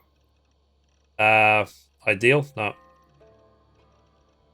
So Chester in Roman times means farmland. Simple as that. And they had every variation of it. Okay, media. A strange message.wave. I lived, I died, and now I sleep. And in my sleep I dream. And in my dreams I see an end to the doom that will grip the earth once again. Find the wolf-kissed. Find the mad one. Find me. And save us all from another death. A strange message broadcast from an unknown source north of the Arctic Circle. The message was broadcast for 9 days and ceased. Spectrum analysis of the message revealed coordinates to a Norse gravesite in New England, USA. Okay. Or Layla. Message from Sean to Layla. Layla, thought you might be interested in this. Conversations that Bex and I had with Desmond back in 2012. Pretty much, yeah. I think. Just candid talks, that's all. We didn't square any circles or write any beat poetry. But he did have some interesting insights into his time in the Animus and what it means to be an assassin. Anyway, have a listen. You might find you and he had similar experiences, so, well, let me know what you think. Unless it's to tell me I sound like a total prat in these recordings. If that's the case, just say nothing. I mean, I did have a slight cold at the time I recorded these. That's probably why I sound odd. Anyway, okay, I'm done anyway, so turn off. Turn off. Oh, it's actually just a button. Sorry, here we go. He's so, like, unsure of himself. Okay, Desmond. Now, Desmond is the original guy that they scanned with the Animus in Assassin's Creed 1 and 2 and 3 and so on. But in this storyline at this point of the game, Desmond is dead. Desmond died. No, come on, Sean. Turn that thing off. Oh, hold on. I like what you said there. I want to get this for posterity. Say it again, nice and loud. Seriously? Sure, come on. If nothing else, it'll give me leverage with your old man. Ah, that's your angle. Nice. You recognize his voice. What I said was, I wish I hadn't been born into the Assassins. I wish I had chosen this life. Is that good enough? Sure, but why is that? Because choice is the central idea of our creed. Who's speaking, It chat? underpins everything, right? It's about free will. It's about seeing the evidence before you and saying, yes, this is what I want. Or, no, this isn't for me. But when you're born into a group like this, or any other, like I was, you get mixed signals. You get told over and over again, this is what we believe. These are the rules. This is reality. No deviation. And if you question it, oh, they look at you like you killed a puppy. That's hardly free will. It's a weird irony when free will is your central belief, but nobody wants you to believe otherwise. I don't know how to say it exactly, but I always thought there was something self-destructive about our creed. If free will is the most important moral guidepost we have, we should be free to ignore it. To choose submission, for example. You know what I mean? Like, we should be free to side with the Templars. If it's really my choice, I could do that. Right. It's almost self-refuting. A democracy could democratically elect a dictator or choose to get rid of democracy altogether. Within our creed is the seed of its own destruction. That's what makes it powerful, I think. And fragile. Right. The more freedom you have, the more risky it is, you know? Anyway, my dad has mellowed over the years, but he was strict when we lived on the farm. He ran a tight ship. I never got the impression that I was free to choose my path forward. Our creed, our tenets, they were drilled into my head. By the time I was a teenager, I was following these rules out of a sense of duty. This was just what we did. That happens to a lot of organizations over time. A stagnation sets in, you know? A fundamentalism. Yeah. Following the rules becomes more important than achieving whatever goal you set out for yourself. And people start to lose sight of the reason the rules exist. That's called deontology, or a form of it. Following a rule for its own sake, and not for the consequences it has. Yeah, but that feels backwards, doesn't it? Well, I think so. Following a rule is the easy part. Praying, taking a sip of wine, munching on a wafer. Rituals that give comfort. But that's just going through the motions. It makes people feel like they're doing something. When the hard work is, well, actually getting off your ass and doing something productive. I think people just want boundaries. Tight boundaries. They want to see the four walls that pen them in. I don't disagree. Anything outside that, anything that makes life more complex, that's scary. That's why I envy you. You chose this life. You went through that process, and you decided, yes, I believe in this. Sure. It didn't stop me from being an insufferable know-it-all as a teenager, but I see your point. I would have loved to have been a know-it-all. I knew nothing. Not until you guys found me. Yeah. It wasn't until I met you, and Bex and Lucy, that I knew. I knew I wanted to be an assassin. Oh, thanks, Des. Come here. Bring it in, bud. I don't normally like touching, but I'll make an exception now. I am not hugging you. You sure? Because I smell very nice today. Can you just turn that off? Oh. So, Desmond, I believe, is acted by Nolan North. You couldn't tell. Hold on, I'll just set this here. Do you guys record everything we talk about? Not everything, but you've been using the Animus so much, I thought this was a good chance to learn some things about prolonged exposure. So I'm your guinea pig? No, my guinea pigs are all dead.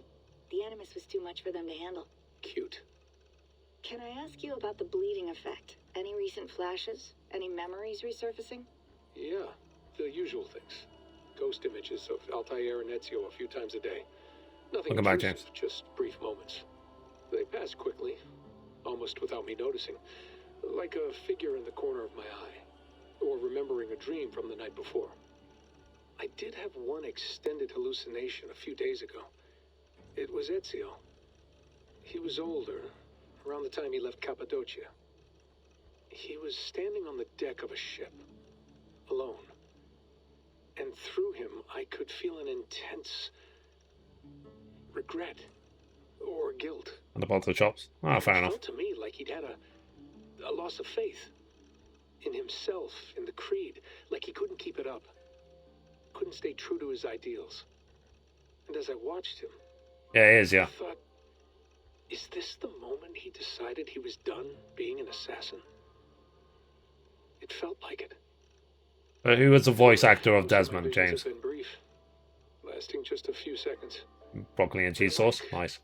Complete Roasted memories potato of and mushrooms? small moments Nice. that appear suddenly out of nowhere. As long as it's not overly peppered, then great. It's a strange feeling.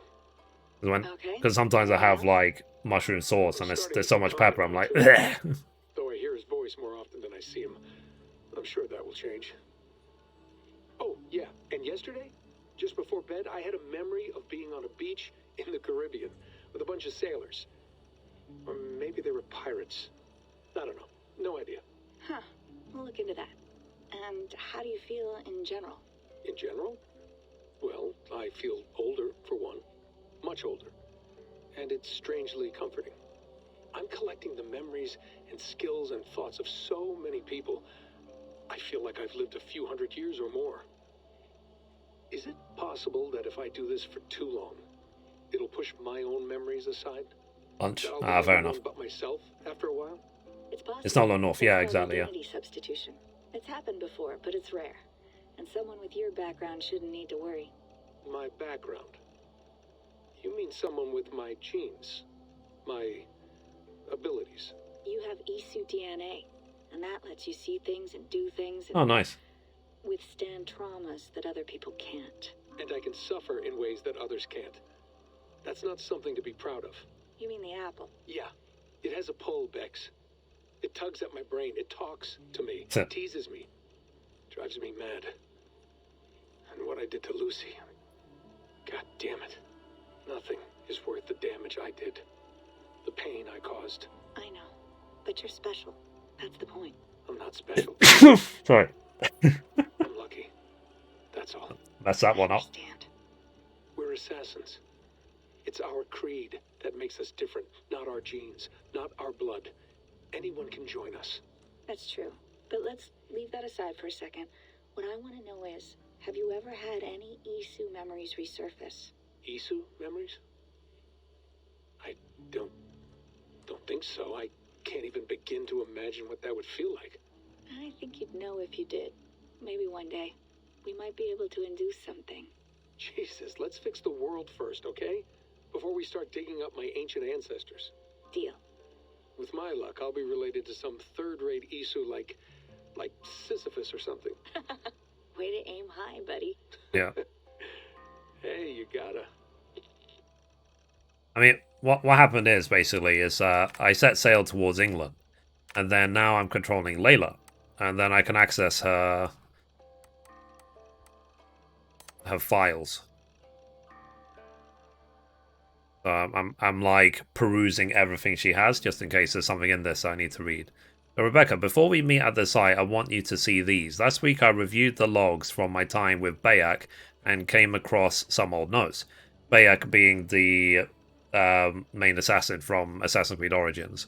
In the years I explored Cleopatra's Egypt, I stumbled across 6 Isu temples, most of which were buried beneath pharaonic tomb sites.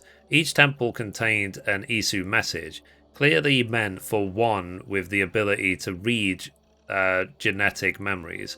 I was the lucky one. I don't believe that they were intended for Bayek himself, as he seemed wholly unaware of the messages as they played. They may have been encoded in a way that only someone with an animus could see them. It's been a few years since I last heard these messages, so my memory is foggy, but the notes I scribbled down have a clarity that I trust. There might be something to all this, I don't know. Often I grasp outside of my area of expertise. I am enthusiastic but often wrong. Let me know if something else strikes you. Okay. So layers upon layers of reality, each blurring into the next, which is real, which is not. What if none are real? What if everything you know is false? We ran thousands of simulations searching for the right version, searching for Desmond. Each one of them felt real, but there's no way of truly knowing, is there? Not for sure. Anything can be simulated, and finding the answer could mean erasure. Teasing the assassin maxim, nothing is true, must be careful not to confuse truths with facts. However, a language game, you always lose. Though we may have, we may stumble in our attempts to interpret it. The world, the universe, reality, what have you, it is always out there. I believe that, simulated or not. We could imagine a dozen nested simulations, and each one, on the level of itself, would constitute a full reality. Wolfram, via Conway, suggests that the universe is a giant cellular automata. And further, there is a point where the difference between the simulated and real is meaningless. If the universe were a simulation, what would it matter? The simulation, simulation, I don't know what QUA, what does that mean? Itself would be real. And for everything within it would be within the confines of the simulation. Say a scientist were able to stimulate pain by inducing only a few neurons to fire, no physical harm. I am in pain, the subject says. No, you only believe you are, says the scientist. This is meaningless, as is this. You thought that you were in pain, but you were mistaken. Okay, so these are the Isu messages that we have. These are weird. Okay. Message 2. So this one's shorter. So no surprise, you were designed to have boundaries after all, and one cannot speak of that which one cannot conceive. The code, equations that define life. They are nestled deep within every star and every mote of dust. Every second that passes is a word, a symbol, all part of an intricate yet simple language existing within the framework of time itself. It is the one rule which applies to us all, immutable, inescapable. We know this. Humans were the instruments of an earlier species, the Isu. Resist the temptation to say superior, different. They were better suited to some tasks, ill-suited to others. Possessed of a mind that we cannot know, but that does not get us anywhere. What is it like to be an Isu? What is it like to be a bat? The implications that the Isu could read time is interesting, but if humans could read time, would it necessarily be the same manner and for the same purpose? Whether constructed or evolved, or a little of both as we are, we cannot be said to have been built to achieve the same ends. A round disc on the edge is a wheel, on its side is a plate. How we use something can often determine its value and its perceived purpose. Oh, number 3. Right. So, break the code, break the nodes. These walls tell of a tragic story, a story we transcribed in our structures, on our artifacts, a story we could not alter, a mystery defying us in plain sight. We tried, our scholars and scientists, poets and physicists, bright minds, rebellious hearts, they tried so hard to bring about change. We all failed. None could change what we discovered. The stories written into the walls of these rooms. The reader has no power. He is but an observer. But the author invents the future. The author owns the future. The Toba catastrophe is a supervolcanic event paired with a mass coronal ejection, was the beginning of the end for the Isu. It changed the Earth's environment, lowered its available oxygen levels, and generally effed things up. The Isu never recovered. By our estimations, the last remaining Isu died just a century after the catastrophe. From this point forward, humans, their creation, ruled the roost. The disaster was not unforeseen. Isu scientists had known about their impending dooms for years, perhaps decades before the catastrophe occurred. To protect themselves, they worked feverishly to find a solution. 6 methods they tried, but due to a toxic combination of hubris, political infighting, and bad luck, all 6 failed. The final method proved that the most promising and was nearly complete when tragedy struck. It was this method that Desmond Miles revived when he saved the world from a second solar flare in December 2012. This voice laments the compounded failure of their species to save themselves, but the truth is broader than that. They, with Desmond, saved us. Success deferred. Then this message: break the code, break the node. Insistent and very puzzling. Huh. Okay. Right, okay, this is number 4. So after this one, there's 2 more. So linear continuity is a simulation that allows for variations. Within the linear continuity, there are nodes, choke points, moments where algorithms converge the flows of superposed possibilities to a single moment where only one absolute truth is possible. Paths are fluid, continuous. Nodes are static, changeless, and the wave function collapses the paths into nodes which branch out again and again and again. Can you feel the wave collapsing, trying to course correct Desmond's act of defiance? The incoming node needs the world to end. The algorithms have been carving the flow of possibilities towards that end for over 100 years now. Collapse the wave. Well, outside my area of expertise, must contact someone who knows this crap better. But what it seems to be saying, the structure of space-time, the universe is built in such a way that certain events or clusters of events are compelled to occur. Cool. A bottleneck through which space-time flows, and one nearly impossible to avoid. There is something about this catastrophe, the one Desmond averted in 2012, that compels it to return. Indifferent to our fear or pain, it is a tidal wave ripping across the sea of space. It crashed once against the dike and it stopped it for a time. But the sea rears back for another strike, and another and another. That gives some clarity to what is happening now, all around us, but it remains unclear how to change it, especially from within an animus. A simulation within a simulation? Cool.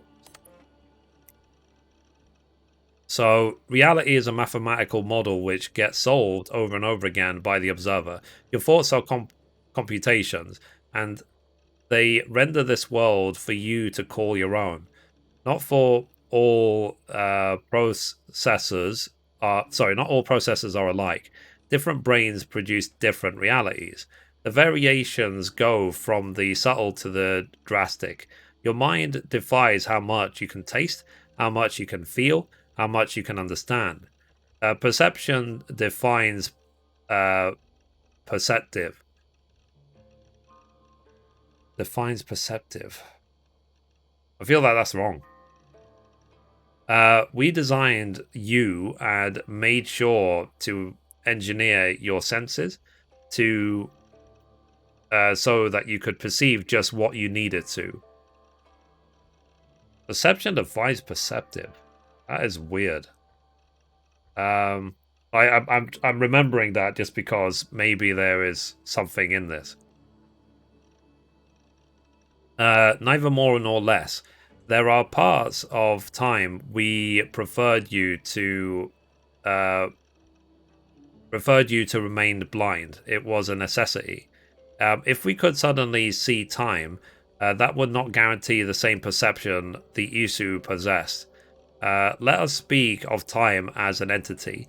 If we may, let us say that time is perceivable fact in the same way as the light is a perceivable fact. The ability to see this fact in no way guarantees a sympathetic view. There are creatures stumbling around this earth that read light differently than we do, and for different purposes. Humans see it as a well-known spectrum.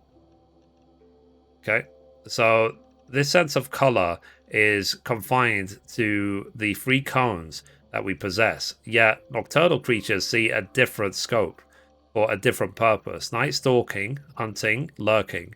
They evolved in concert with their needs and are constrained by them, as are we. Light is only a fact seen askance. I don't know what askance means, and used differently by different species. To suggest that we might read time is to imply that we have a specific use for time. Okay. Hey, last one. We can move on. So the next chapter is unstoppable, and yeah, the greatest revolutions sometimes originate from the confines of impossibility, do they not? Reality is a simulation. Break the code, and in so doing escape the inescapable. The Animus was humankind's first unconscious attempt to explain what it could not see. Understanding genetic memories and eye into history, your Animus is different, as is the mind of that imagined it. It could escape the code. It could make that leap and make possible a decision that defies the order of things that are. It is ridiculous to imagine that I could change the nature of reality out there. From within the confines of an animus, a simulation within this so-called simulation. But I believe that I understand what this voice is telling me. My animus is endowed with the ability to suggest alterations to days long past. From any moment in time, I can extrapolate what might have been. Calculations of time. I am not confined of what and what could have been. Yes, history is real, facts do matter, but from any moment in time I choose within the animus, I can interrogate the memory. I can ask the world, what if? What if Bayak and Aya had stayed together? What if Kimu had not been murdered? I can suggest that these hypotheses and watch how they unfold. Why would I want to? For knowledge and for better understanding of what tragedies were avoided. It remains to be seen. I'm in a sense a reader of the calculations. As for the Isu were in the days past, perhaps one day I'll be able to harness a talent to see into the future, to predict, to correct, to avoid. That would be worth something. Oh. Okay, Staff of Eden. What's this? Oops.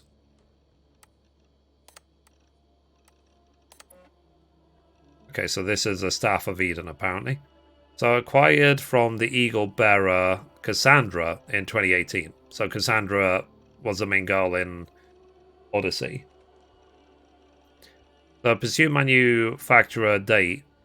Now, that's actually a spoiler for Odyssey. So, now the reason that they say 2018 Cassandra is because she ended up living hundreds of years while she was in possession of the staff.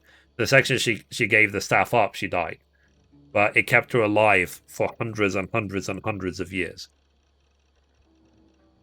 Pursue manufacture date. Late in the Isu Singularity Age, 75,000 BC. So, this staff, one of many Isu's staves known to us, is first and foremost a medical device with the ability to heal, repair, restore, and rejuvenate organic tissues with unprecedented swiftness. It has been known to extend the life of its bearers well beyond the average human and Isu lifespans, and is presumed to have the ability to resuscitate living creatures in critical or suspended states. It has not been verified if the staff has the ability to resurrect the dead, but this seems unlikely based on its known features. It appears to work by reading and copying its bearer's DNA to ensure perfect replication on a broad scale. It is able to detect erroneous copies and deploy repairs so long as its bearer remains within direct contact. It has been used as a weapon, infrequently, possibly by taking advantage of the tremendous power it draws from the Isu's wireless energy lattice. The staff has also acted as a conduit or a container for the personality of an Isu called Alethea. It is not known if this personality is Alethea's original consciousness or a simulation of the original, though most neuroscientists would call this a distinction without a difference. As of early 2019, the entity known as Alethea has made no further attempts to contact me. As yet, my purpose as the so-called heir of memories, as Alethea has dubbed me, remains unclear. Sonon Bearer, Hermes, Pygophras, and Cassandra. Okay. Fair enough. I'm assuming this is locked, so I can't access this. My stuff. Pictures. Cool. So she's got pictures of her crew, of the house, of the Aurora Borealis. This is the remains of Eivor. Cool. Alright, now, I always look at the trash, because I'm always curious what has been deleted and why. Okay, file corrupted. It says interrogation. Letter to Victoria Bibus. M and Mr. and Madam Bibu. My name is Layla Hassan. I was a friend and colleague of Victoria's, both at Abstergo and on our subsequent freelance careers. In all the time I knew and worked with your daughter, I was always struck by her limitless intelligence, her humor, and her ability to focus even in the times of great stress. She was an inspiration not just to me, but to all those who work with her. I'm writing to you now with the hope of shedding some light on the circumstances of her death. I realize that it must be strange to receive a letter out of the blue from someone whose name you have probably never heard, offering to explain the tragic loss of one so dear. But if you'll allow me, I will try. I was with your daughter in the moments leading up to the unfortunate incident that took her life. In fact, I am partly to blame for... Okay, so she binned this because she wasn't happy with how it came out. Okay, let me log out. Okay, so we read everything. So we know all about Layla, basically.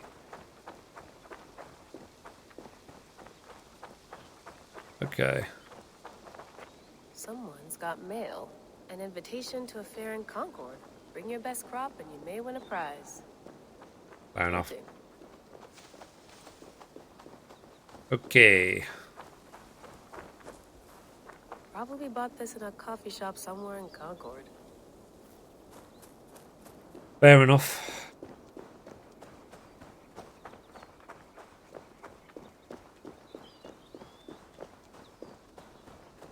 We have a temporary break to play as Layla. Where is Sean? Where did he go?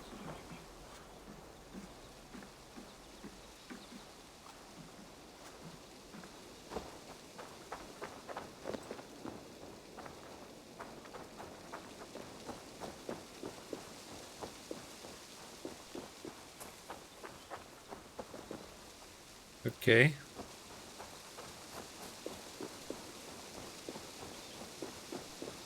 I go back in now. Did you get my tea? Oh, mint There he is. tea is not actually tea, Bex. It's an infusion. It's really just dirty, minty water. I don't care what you call it, Sean. Did you buy any? Of course I did, love. Hey, sorry about pulling you out. The generator was sputtering. That's fine. I needed air. How is the Animus data stream? Comfortable? I've been streaming for 2 hours? Good. Just give me a sec and you can jump back in. I'm like 14 hours into this game, and all I've done is the first couple of quests, clear the first area, and now we're heading to England. I'm sure some other people who focus just on the Another story would have done satellite this in came this like Did you see? in the first half hour. I did. One of Abstergo's. That's good. Well, most of North America just lost its GPS service, so depends what you mean by good, really. Right. Even when we win, we lose. Okay, we're all set. Whenever you're ready, you can jump back in. Cool. Well, let's talk to them first before we jump in. Feeling okay? Better. But I'm worried that it could happen again. The 2 data streams. I can't promise it won't. I barely understand it myself. It felt like 2 minds, fighting over 1 brain. It hurt like a shotgun to the head. Right. There's something about this Viking's DNA sample that feels dense, noisy. Could it be the staff? Interfering somehow? How do you mean? My headaches, my temper. They started the day I got that thing. I hope you're not making excuses for, you know, your friend. Jesus, no. I'm not. Sorry. Just take it easy. And if you feel yourself slipping again, let us know. I'm trying. I really am.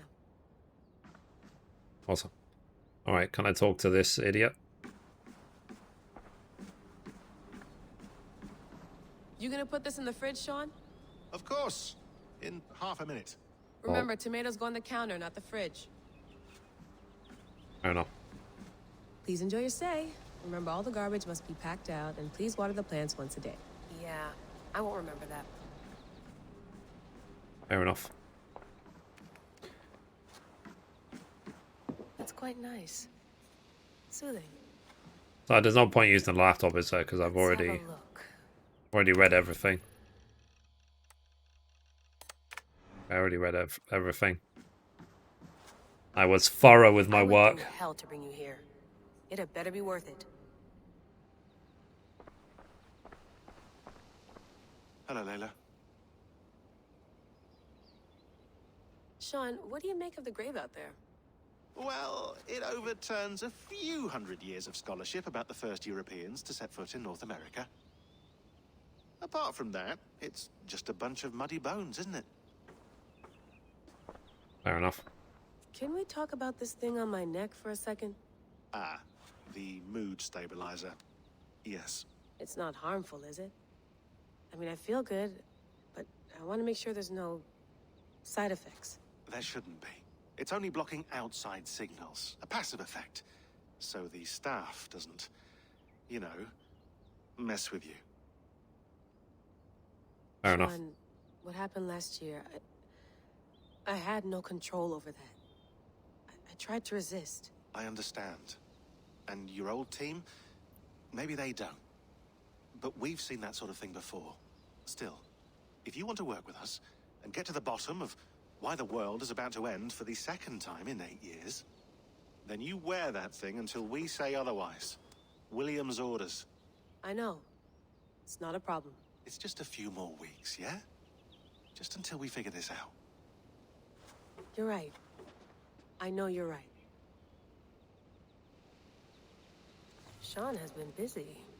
A strange message. An audio fragment sent from an unknown location to our encrypted servers. Nothing was stolen. Nothing corrupted. Just a quick deposit and gone. We got lucky this time. So what is it? A cryptic sound file, voice unknown, with the signal beneath it. The signal has a code. Led us to this precise spot here in New England. We dug, and good lord, we struck gold. Well, silver. Dominant currency in the Dark Ages. Point is, it was a gravesite. A Norse warrior dating to the late 9th century, early 10th century AD. A few centuries before the earliest known settlements. This is big news if we have it right. Questions remain. How did those bones get here, and why? Oh. Do I look like I want DMCA? Oh. Right. Sean, don't forget to water the plants while I'm under, okay? I'll add it to the calendar and tattoo it on my leg. Oh. Okay, let's go back into the Animus.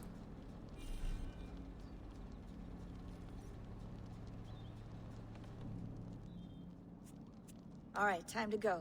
Norway to England takes about a week by long ship, so I'll scrub ahead. Cool.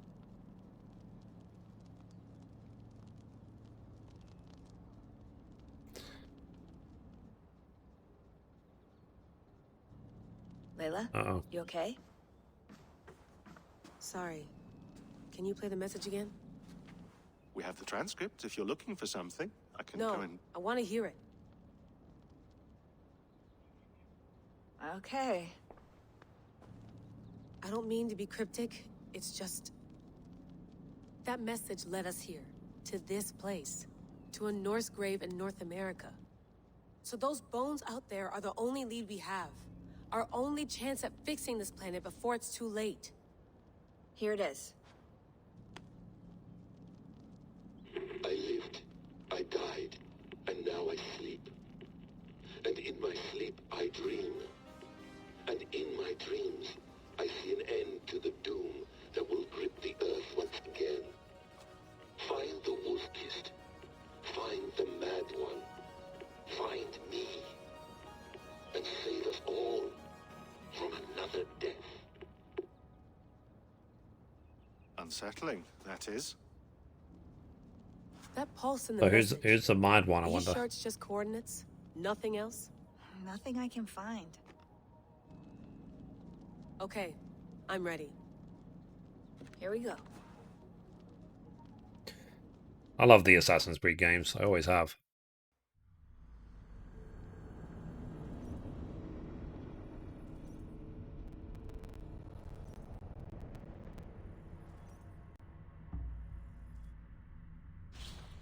Okay. So they set sail for England.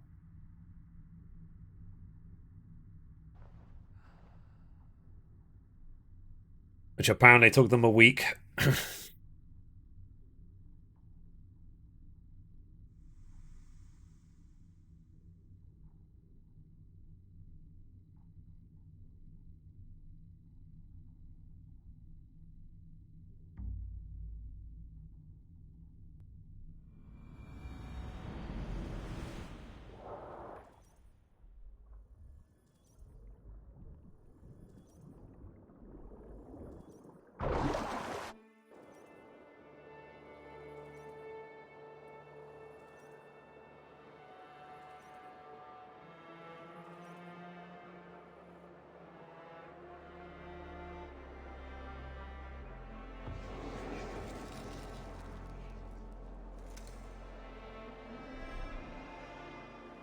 Our new home.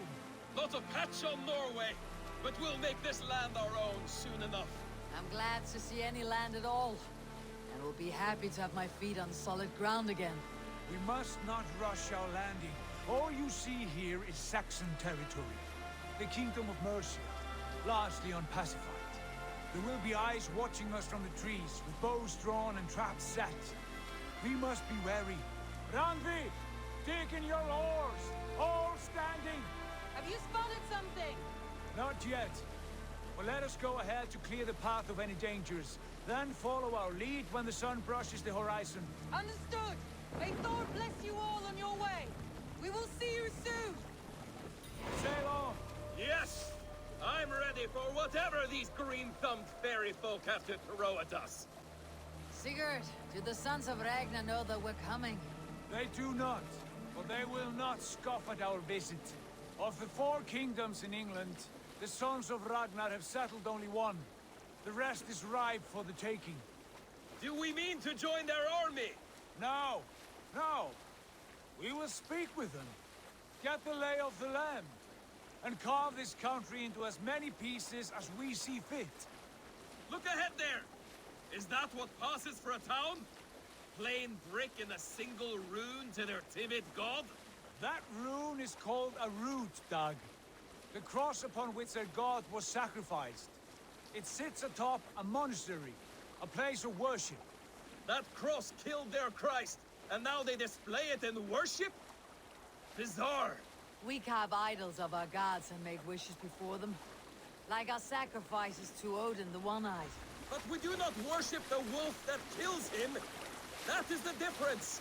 Whatever strangeness we see in these Saxons, they must think the same of us. The hammer! Now there is a symbol worthy of a god. A bolt of lightning would take that cross clean off. Fair enough. So I can't control the ship. It's sort of like auto going to its destination. Look there! What are they doing? Ritual drowning. Baptism, Dag. Are the ways of Christians really so unfamiliar to you? Not at all. I simply forgot. And someone has to keep the conversation up. It must be priests and worshippers alone in that place. We could storm this port with ease. Sack it without breaking a sweat. Is there much in the way of treasure there? Always! They shape precious metals and cut jewels to their gods. There will be a fortune there. Later, Dag. There will be time enough for raiding once we have settled.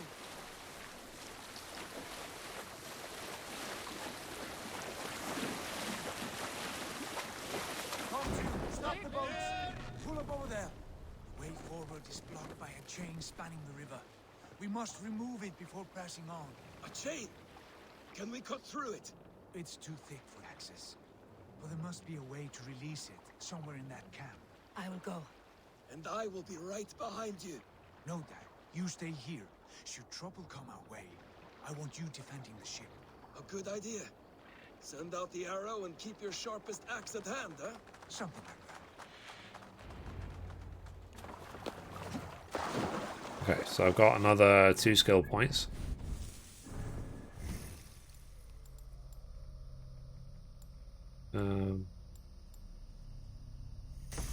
So we now have Sprint Bash.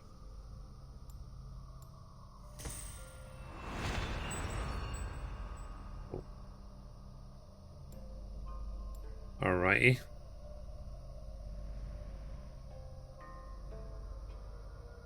But this is like the sphere grid, isn't it, from Final Fantasy X? Almost. Okay, I'll tell you what, one thing I've not done in ages, I'm going to save. I've not saved in a very long time.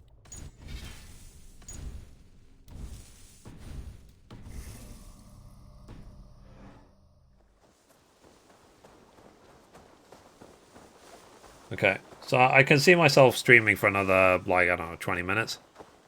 And I'm gonna go. This area is off limits. Stack, okay.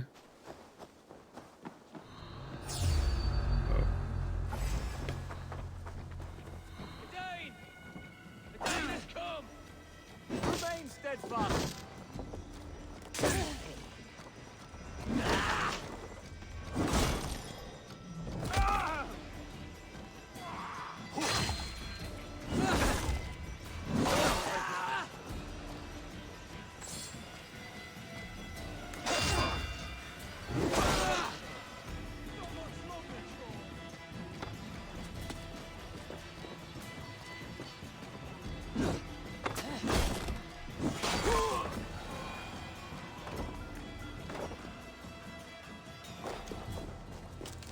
Whoops.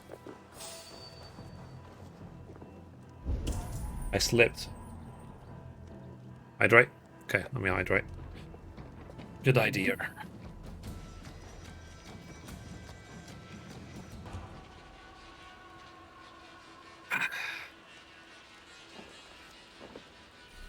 I'm full. Full on ammo as well.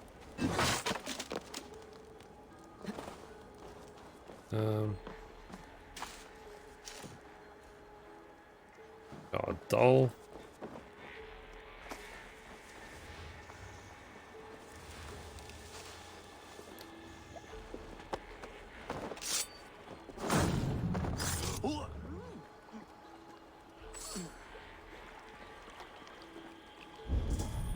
This chain is huge and poorly anchored, it appears. I might be able to shoot it.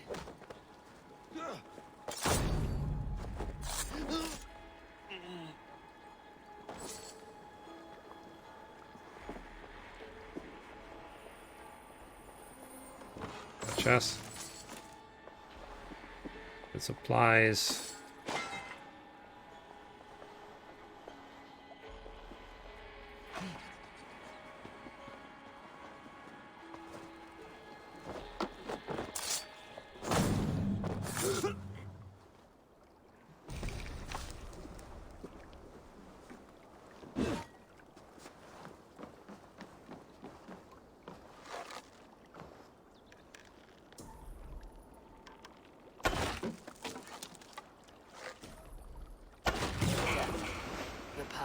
clear. Cool. Chain is away! Eivor, back to the boat! Should be closed now, barring any more surprises.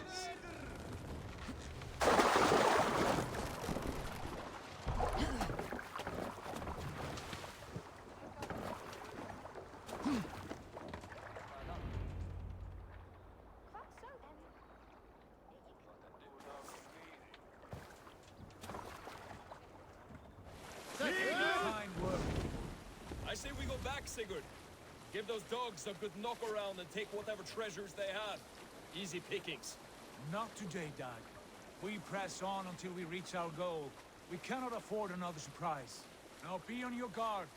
It should not be far. Gods, I'm ravenous. I hope they have food and ale on hand when we arrive. You should have sent word ahead of us, Sigurd, to get something on the spit. If Halfdan Ubba and Eivor Ragnarsson are lacking food in England, then all of us will starve. Have no worry. Ah, I can see it now. A suckling pig, tender and juicy. And the ale as gold as the treasures that we failed to steal back there. A man of simple pleasures, aren't you, Dag? And he is happier for it. For my part, I look forward to standing in the footsteps of the giants that built this land. What giants? The great Romans and their empire. Giants of a forgotten age. They held dominion here long ago, and their ruins dot the landscape. Every brick and stone tells a story of conquest and glory. And now, they are rubble and ash. Ready to be remade. We will rebuild their empire, brick by brick, and ours will not crumble to dust. All things end, Dog. The ruins are not a warning. They are a testament.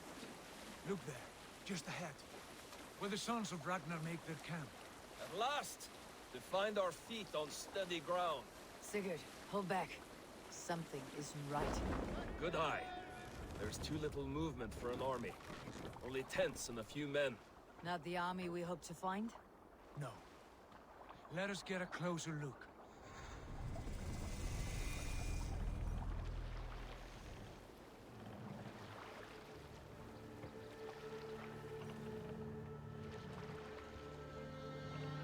Interesting. Those are not Norsemen. They're too ragged and soiled. We should proceed on foot, as they spot the boats. Dag and I will go together. We all go. If they are friends, I wish to meet them as a yard. And if they are foes, then we fight them all, together.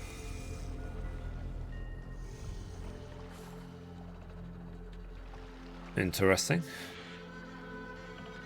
Who are these men? They speak with twisted accents. English, no doubt. Dag, Eivor! On me!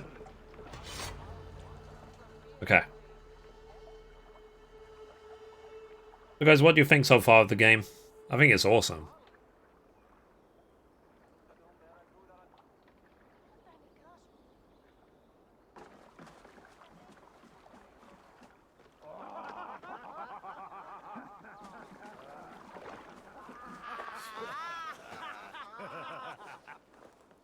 Oi, what's this? A mess of filthy Danes befouling our riverways? You there? Give us your name. I am Sigurd Jarl of Fornberg. And you are? Men who do not take kindly to Dane invaders creeping into our camp. You'd best move along, pagan. Spare yourselves a slaughter. You threaten Norsemen with a play of swords and expect us to cower? I have been 8 days at sea without a drop of blood to wet my axe. So spare the chatter, buckerout, and draw your weapon. Oh! Now! You die now! Let's finish them! Kill these heathen bastards! Don't make me angry!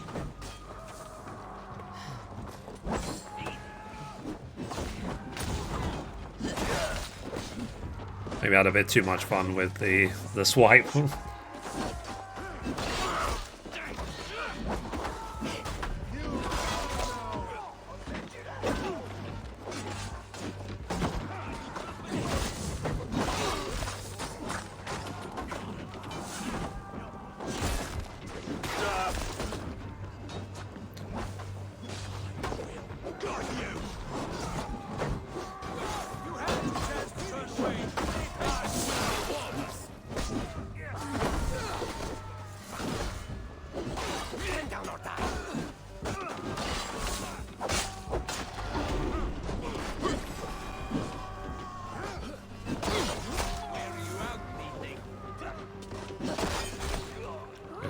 leveled up.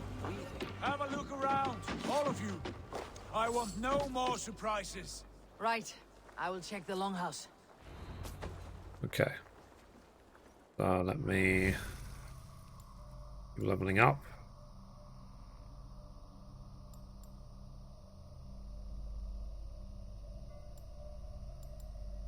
What's this?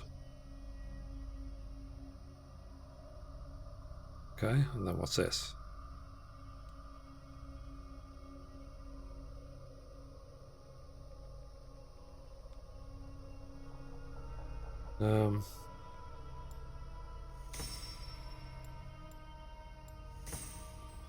Fair enough.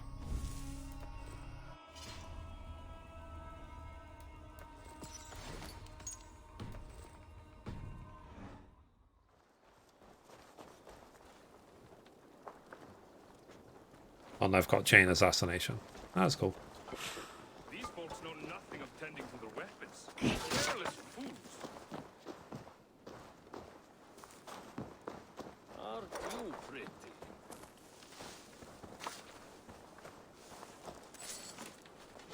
Keep an eye on the roads running from camp. An ambush could come from anywhere.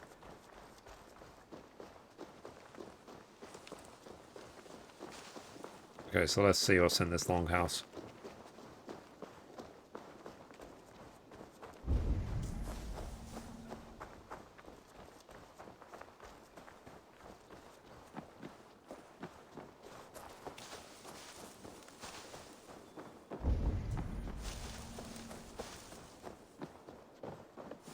Find a way in. Wait! Who are you?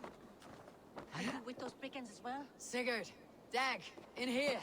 Those men had prisoners.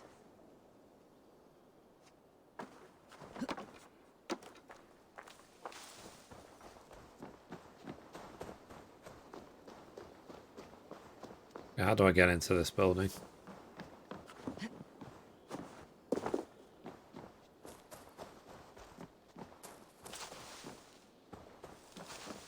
Oh. Eivor.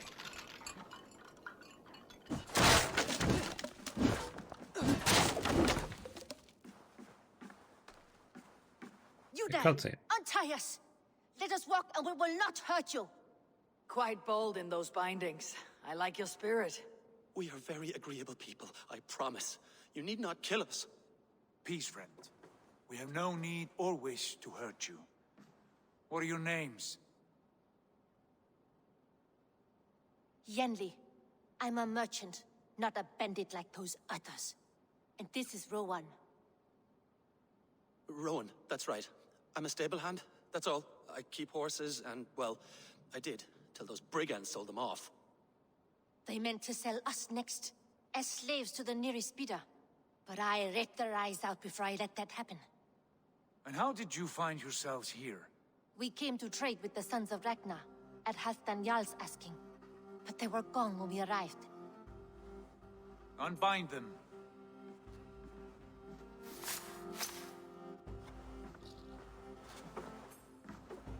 You know the Sons of Ragnar? Aye. Sold many a mare and stallion to the brothers. Good men. Always paid me fair. From the look of this camp, they've been gone for some time. Where will you go now? What will you do? Rebuild my stocks, start anew. I have friends and allies across the land to aid me, but it won't be easy. Every town and village needs a stable to keep horses fit and trim. I'll find my footing again. Somewhere. They're gonna give them a job. What are you thinking? We could use their skills as we get settled. Having access to trade and someone to tend our mounts would be a boon. My thoughts as well. Any friend of the Ragnarsons is a friend of mine. Right, Dag? Whatever you think is best, Sigurd. Janli, Rowan, I am Sigurd Jarl of Fornberg, son of Styrbjörn. This is Eivor and Dag. Both of you are free to go, but more than welcome to stay if you're willing to pull your weight. We'd be happy to, if only to get back on our feet. Then let it be done. The Raven clan welcomes you.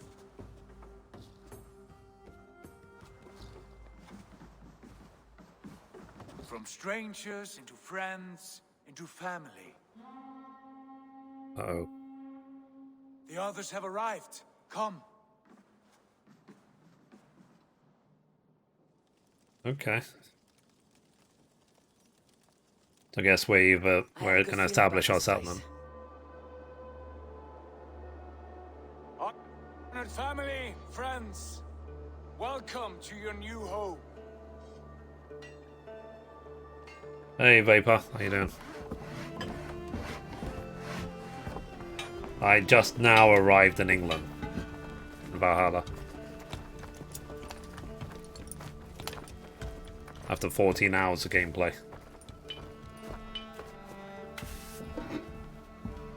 You can see all this jittering is because obviously PlayStation 4 doesn't have an SSD.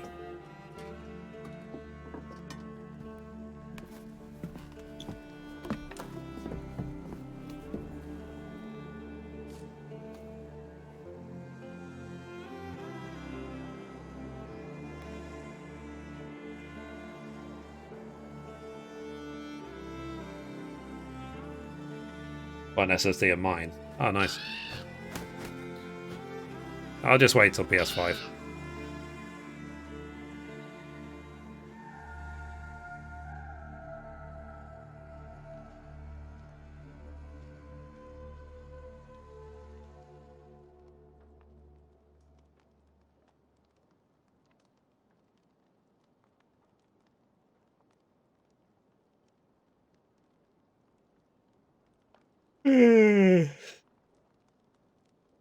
Fine work. A longhouse to rival any I've seen. Cool. Now come. Randvi has found something I would like you to see. Eivor, Sigurd, I give you England and its 4 kingdoms. Mercia, East Anglia, Northumbria, and Wessex. From the few plans and maps I discovered here, I believe the Sons of Ragnar have pushed further into Mercia, here. My scouts will soon tell me if I am correct. And where are we? Here, in this unnamed copse of trees. Unnamed? We cannot let that stand. What will we call this place? I might have an idea. Eivor Land. Ravensthorpe, the village of ravens.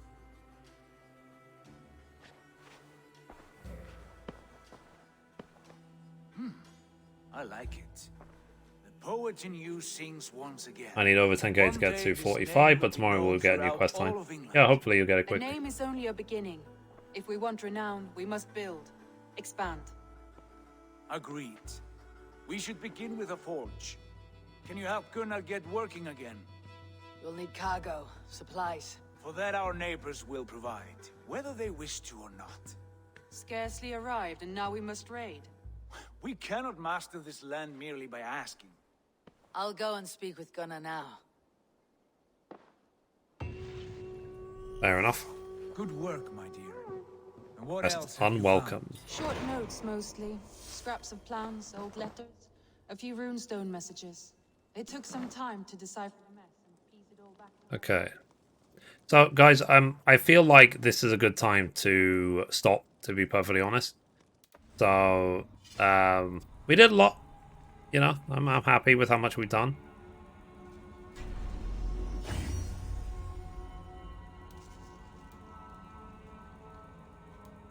So, yeah. So, I'll carry this on tomorrow. I imagine my horse came, like, crashing through the window. Let me save game. Oh, cool. So yeah, we're like 12 hours in, and we just arrived in England. Just. So tomorrow I will start exploring England, basically. Simple as that. And then tomorrow night, then I'll check out 1.1 or Genshin Impact.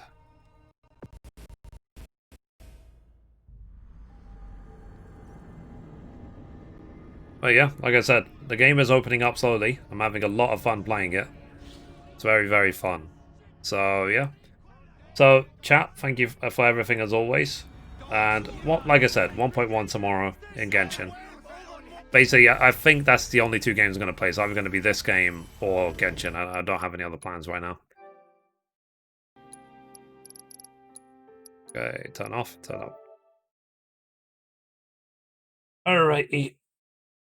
So thank you, chat. I'm gonna see what I'm gonna have for dinner. So thank you guys. Love you all. I'll see you tomorrow. Bye. Bye bye bye bye bye bye. Bye.